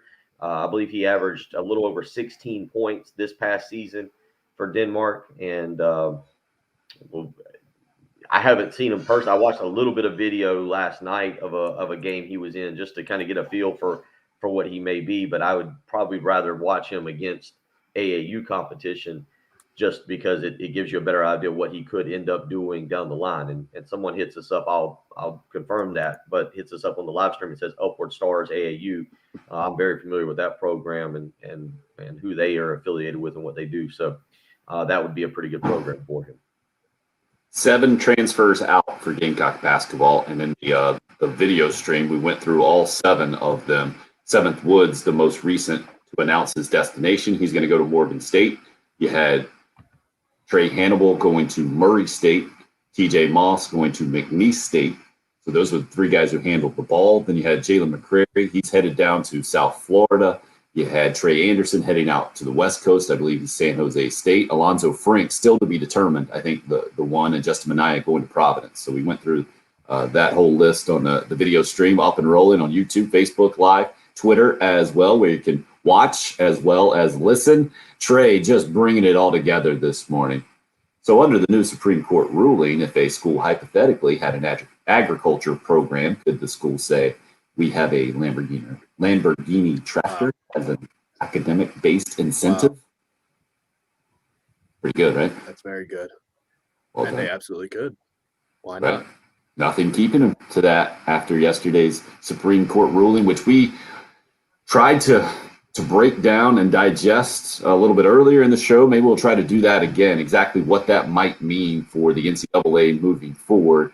And I feel like I've come around to feel like it doesn't mean nearly as much as I thought it did originally after the news came out yesterday, and now reading a little bit more. So we'll do that. We'll get into the Gamecock football recruiting news and baseball as well. guys in and guys out of Mark Kingston's program as the College World Series moves on, and that team that eliminated the Gamecocks in Virginia, they're in the winners bracket tonight against Mississippi State. And a note about NC State, how last night was just the latest big-time pitcher that they've beaten this year.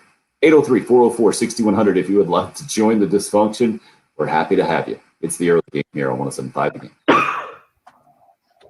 Clear.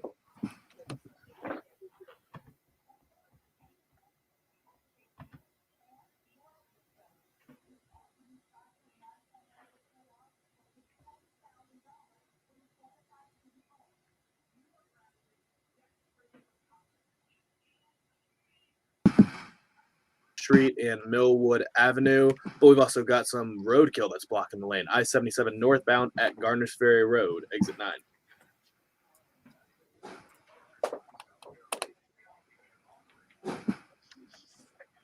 My bad there. So I'm supposed to do Buford here.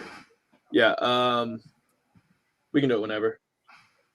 You tell me whenever you want to do it. You want to do it? We can do it in the middle, and you can chill for the break, or we can do it right before we come in. This is a 1-minute spot, so if you want to just do it at the end here, that's fine. Yeah, the problem there is on the stream, if we bust into a break, I think it screws up the fill. Put it after the commercial break end. Yeah, exactly. Okay, that works.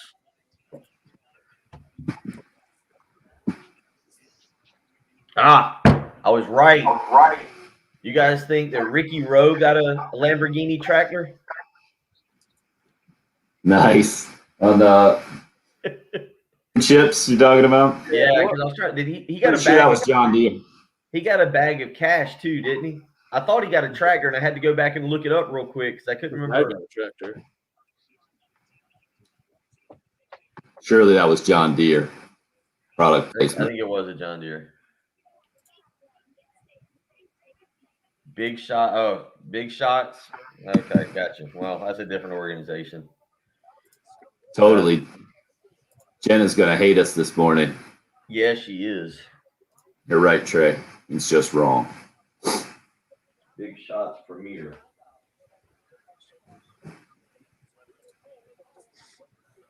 What's the last spot, Patrick, that I need to be listing for here? It'll be John Ecton Law Firm. Thank you. I'll let you know when we're coming into it. Appreciate it. I made it to the last spots a minute, so that we have time to. We haven't mentioned it, but it's not really a surprise or anything. But Asia Wilson going to Tokyo will be cool. I don't think that came as a surprise to anyone. Right.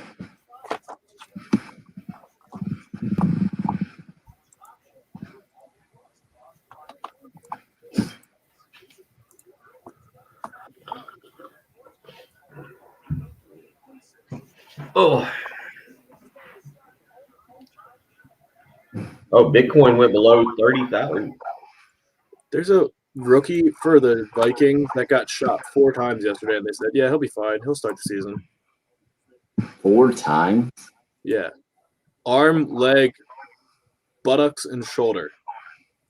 Hmm. Drew Rosenau said, "Yeah, he'll be okay."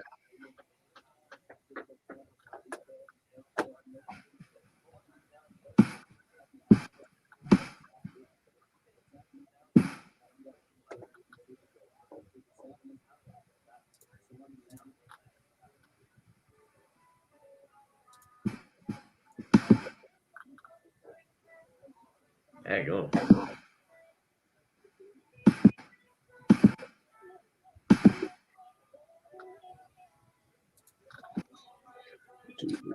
Root Hog's trying to tell me, Bill, that you did microwave bacon on the air the other day. I Yeah. Yeah. That was not you, correct? think Root Hog doesn't listen to the show well enough. He lives in an alternate universe. He's busy harassing Gamecock Larry and completely misconstruing facts.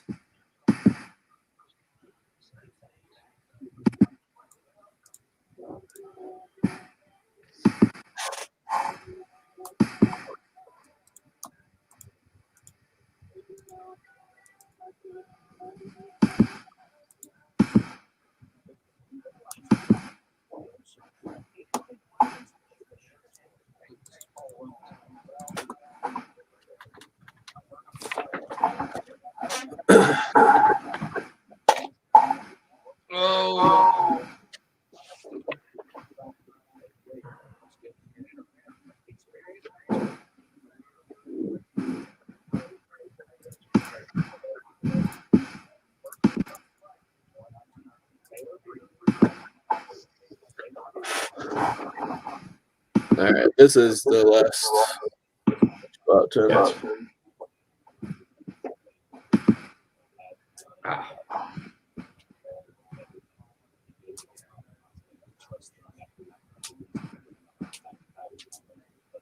30 or 60? Yep.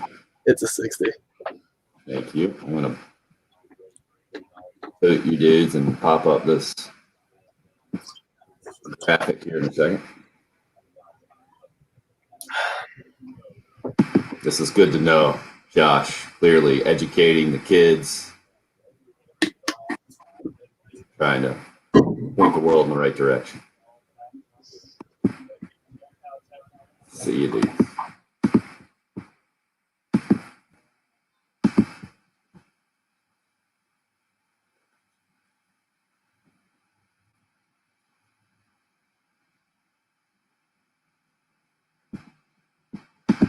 And you'll be glad if you are the owner of a Lamborghini tractor, which is just difficult for me to say. Maybe you're also in the market right now, or you have a jumbo mortgage. Beaufort Lending wants you to know if jumbo mortgages are part of your life, then you need to have an expert review it. A jumbo mortgage is a loan of $548,250 or more. I had to read that, and Beaufort Lending had to school me up on that. But if you get the free evaluation with Beaufort Lending, Benji Getzy and his team can help you with that. Maybe you're more like me and you're just looking for a house that's a little bit more affordable than that. And you know right now is a great time to get into that housing market.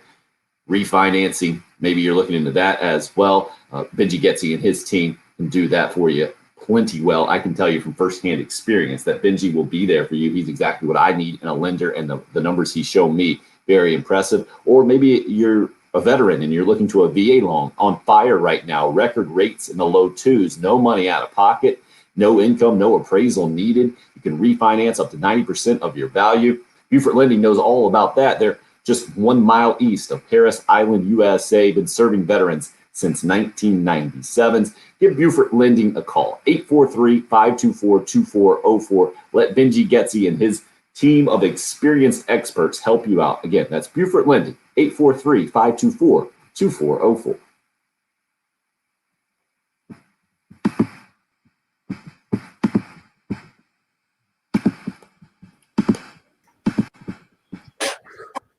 All right, you're up. What a show this morning. I mean, showing some serious range from microwave bacon, Lamborghini tractors, Supreme Court rulings with NCAA implications, recruiting news for Gamecock baseball, basketball, and football.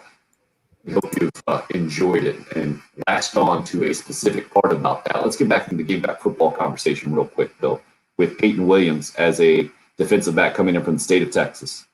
As you understand it, not necessarily going to open a pipeline from Texas to South Carolina in future recruits, was a specific connection between a defensive analyst on Clayton White's staff and then Torian Gray latched on. And obviously right now, would you agree that defensive backs, the position of greatest concern for Shane Beamer and his coaching staff moving forward?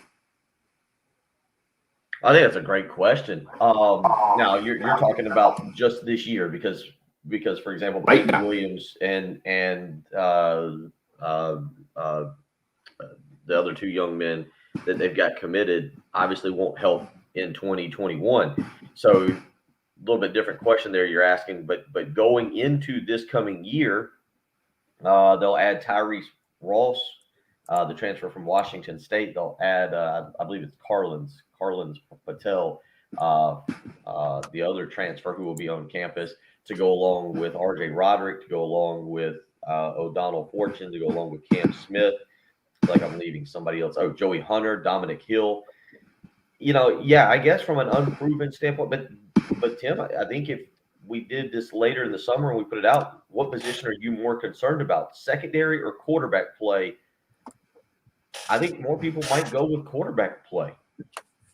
Well, just because it's way more important. Yeah, but you got a bunch of dudes out there who can't stop the forward pass. I mean, I guess I'm with you. I think both are equally. That's a great question you ask because it doesn't pertain to recruiting as is now with the Peyton Williams or Javonte McClendon, guys like that South Carolina's already got, or anybody that they may land moving forward in this particular recruiting class. It pertains to how this coming season is going to be in 2021. And RJ Roderick's going to be the most experienced guy, but he's had a very, very up and down career. Cam Smith has got experience back there. After that, you're going to be relying on a bunch of transfers. And, South Carolina has not seen the defensive back transfer market work very well. Nick Williams, JT eBay, Jamal Cook, all coming in as transfers. Two of those, Nick Williams from Texas A&M and Jamal Cook from Southern Cal, were kind of highly thought of and obviously didn't pan out and be able to provide much help. It's interesting to get the perspective on that. It says quarterback play is what he would choose. USC has an unproven QB and no one behind him. Will just mentions that Kansas transfer and Karan Prunty as well, Bill. Still in it for that. And you mentioned what's going to come down to South Carolina and Tennessee maybe for his services. I say defensive back because one guy can fix your quarterback situation. And I think Luke Doty can be that guy for a lot of different reasons. Highly thought of on the recruiting trail, highly athletic, and has the intangibles. Now, you don't want to throw all your eggs in that basket, and you got a guy in Colton Gauthier who comes in with he's relatively highly respected, I think, on the recruiting trail, but not necessarily a blue chipper.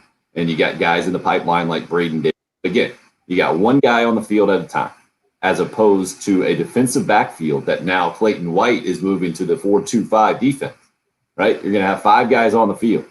And Carolina just lost the number one defensive player in college football. Number one guy. We saw him play last year, and that didn't help solve any kind of issues. They had another guy drafted in the NFL, Nizram Mukwamo. And then, Bill, like you pointed out very accurately, 2 more guys behind him transferred out that were good players. J.B. Robinson and John Dixon. Robinson at Florida State and Dixon up at Penn State. So to replace all of that, as opposed to just replacing a guy who I think serviceable is how we're going to call Colin Hill, right? He's okay. Some of you would say probably a lot more critical things. I thought he was serviceable last year. When we've seen serviceable quarterbacks, what we saw in the defensive secondary, I think, is the reason why Will Muschamp isn't the coach anymore. He and Travaris Robinson both came in with the reputation of that's their specialty. And the production back there has been pretty brutal. And replacing the best players that you had now and trying to figure all that out, I think that's why I put that at the highest list of concerns. Now, you got to have a good quarterback, and you got to be able to get production from that position too. But again, if you can't stop anybody, you can't win games. Doesn't matter how good your quarterback is. And again, I think Luke Doty, while is not on the path to superstardom necessarily instantly, especially with a lack of proven outside weapons that the Gamecocks have. But I have more confidence that position is going to be more solid immediately in 2021 as opposed to the defensive backfield right now and everything they have to replace. That's how I see it. I disagree with you just based on the fact that I don't know enough about Marcus Satterfield and his development of quarterbacks or what his offense will look like compared to the background and resume that Torian Gray brings with him. I understand what you're saying. Let's go the other way, though. I think you got to go the other way. Will Muschamp and everything his staff had always done developing quarterbacks pretty non-existent. So compared to the previous coaching staff, I don't think you're going to go lower than that. I mean, maybe so, but then there's a lot that goes into it. You're talking about the 4-2-5. Look, South Carolina ran a lot of 4-2-5 with Will Muschamp. That's why you had the nickel back. You had Jamie Robinson down there with the 2 safeties. The quarterback position, the backups are a complete unknown. You're going to have a lot of bodies. I guess maybe that's where the depth and as you said, replacing 4 guys versus 1 guy. Both positions are equally important. I think we both agree with that. Both positions have massive questions around surrounding them. South Carolina is going to have basically that whole secondary is going to be new. Isaiah Norris will be another guy that comes in that was not in for the spring. Marcellus Dial was a guy that at least made a couple plays in the spring game that make me think he's got a chance to compete for a starting job. Again, Cam Smith has played. He and RJ Roderick, I think, are guys you can comfortably say have experience. Outside of that, you're replacing 3 other guys. Again, you are having some guys, Tyrese Ross being the one that stands out the most, coming from a Power 5 program in Kansas State. Maybe Kayron Pruti from Kansas being a guy that could come in and fight for a position. I don't know, Tim, how you would equate those guys with experience if it's, say, Tyrese Ross and Pruti, that if they can land this young man from Kansas, how that maybe changes your perception given that they do have experience. And you combine that, look, I know he's not had the best career. I'm not trying to sell anybody on RJ Roderick as a mid-level SEC safety right now. He's got to show a lot more, but he does have that experience. And so maybe that changes your perception a little bit if you get those 2 Power 5 transfers. Again, I'm not trying to sell anybody on, hey, you got a kid from Kansas, you got a kid from Washington State, well-known defensive programs.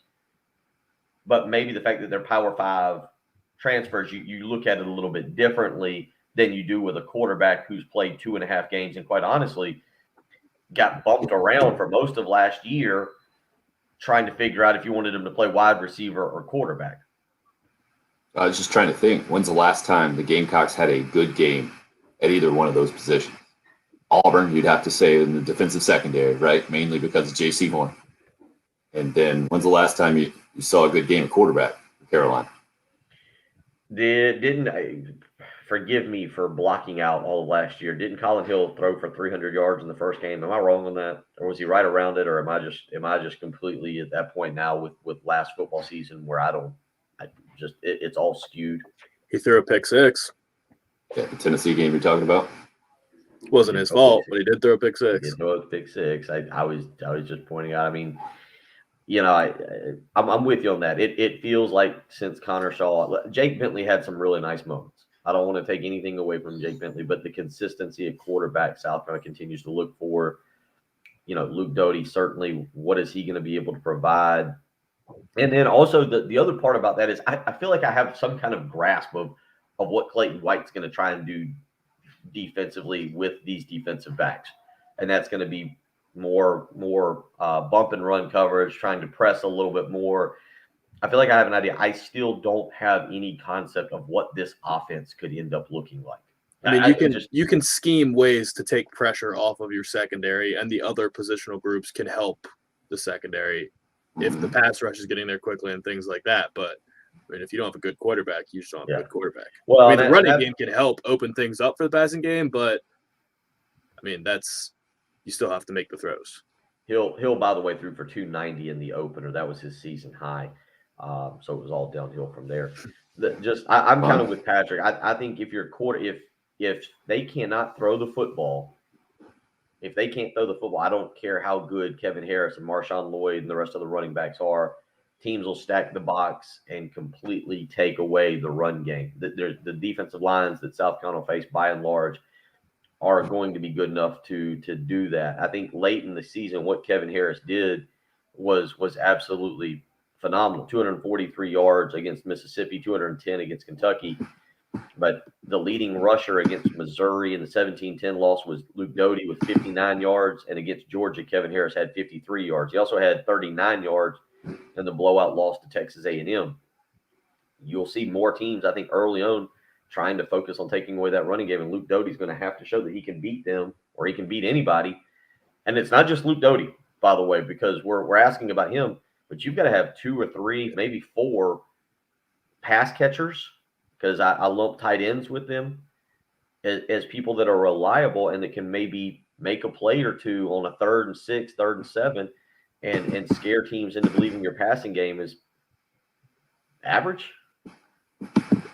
You're going to need rushing outputs like that for Luke Doty too, though, like the 59 yards, because you're going to need them if defenses are going to sell out against the run, you need to at least make them respect him pulling and going out the backside.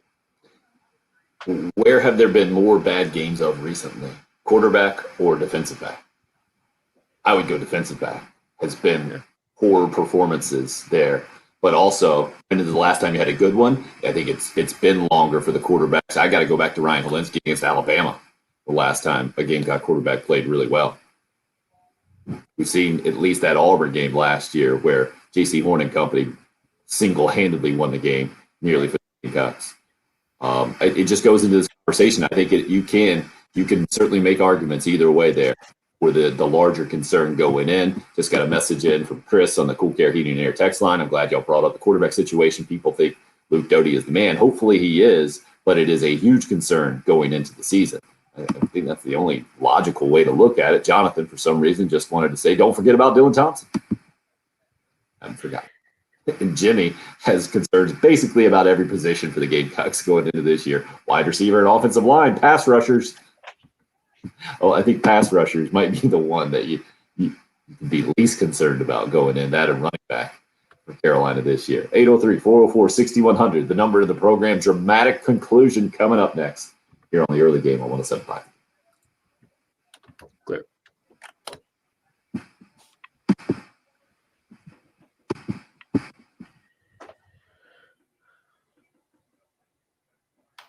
Before you know it, a lot of these football questions will be answered. It'll be September. And not only does that mean football season, it also means September heat. That's right, going out and watching a game. Coming home, hopefully your air conditioner is working, not just in September, but hopefully it's working today, tomorrow, as we get ready for the 4th of July. You want to make sure your heating and air unit are working in tip-top shape. Don't mess around and have a mistake and have the whole family angry at you. Call AAA Heating and Air today. Give them a phone call, 803-677-1500. Get them out to your house. They came out to mine. They checked my unit. They made sure everything was working well so that this summer, no issues for the kids and I. The air conditioner working perfectly when we come in off the lake or come in from a hot summer's day. 803-677-1500. If there is an issue, don't worry about it. AAA Heating and Air got you taken care of. First thing they'll do is offer you a $1,500 rebate to take away your old unit. They'll work with you on financing, 0% down. They'll work with you making sure the monthly payments are in your wheelhouse so that you don't have to worry about straining your budget. And then here's the best part. If there's an issue afterwards, AAA Heating and Air offers a 15-year parts and labor warranty. They want to make sure you are happy with what they are providing you and that your family stays cool in the summer, warm in the winter. 803-677-1500. Give AAA Heating and Air a call today. Tell them Bill Gunner sent you.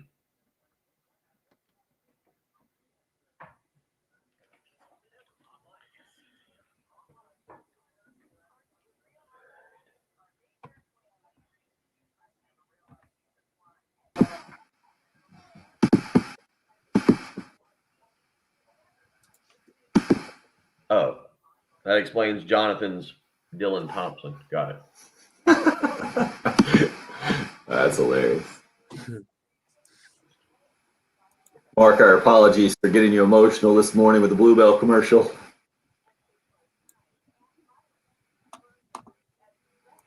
The old ice cream commercial that'll get you every time.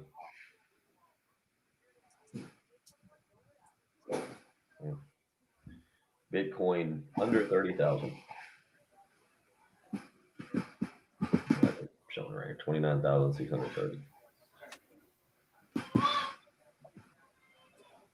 I think Mark was my Dogecoin guy, right? Mark, you were the Dogecoin. We were in on the Doge. And that's now under 18 cents. Oh, I keep saying I need to sell my NBA Top Shot card already, but I keep forgetting. I'm gonna do You keep forgetting? It's not increasing in value, that's for sure. And it's not a card, that's for sure. It's not a card. NFT, is that right? It's an NFT? Yeah.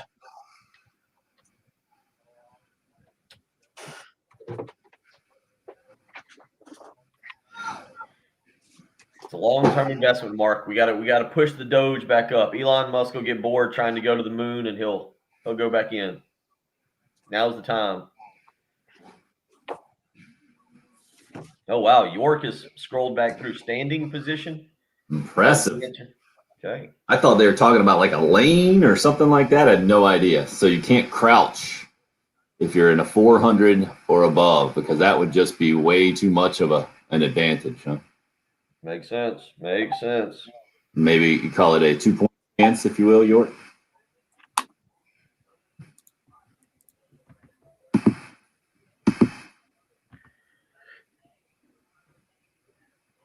The renter's credit card. Paying rent by credit card.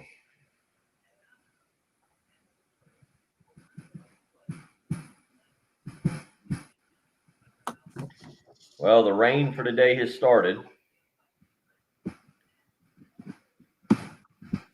Not sure there's going to be a reason to fix up the old rod here.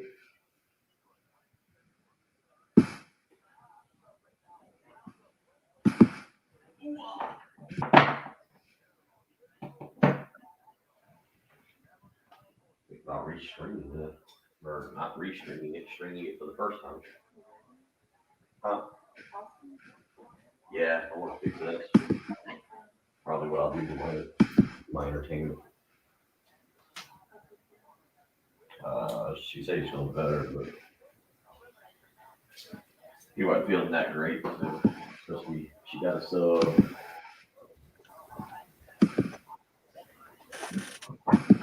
Oh, good answer, York. He passes the quiz. Fantastic. And now it's coming down and winding. It's blowing. All right, 2 minutes. Yeah, I got a storm in the room beside me with a 1-year-old today.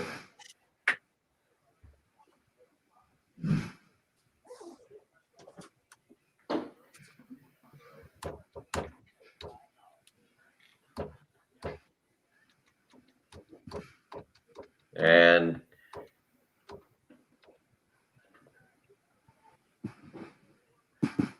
there's Tim's guy weighing in with a really weird text.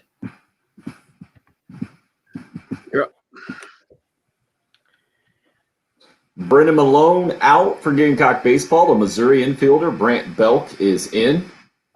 Peyton Williams, the Texas defensive back from the state of Texas. How about that? Seems fair.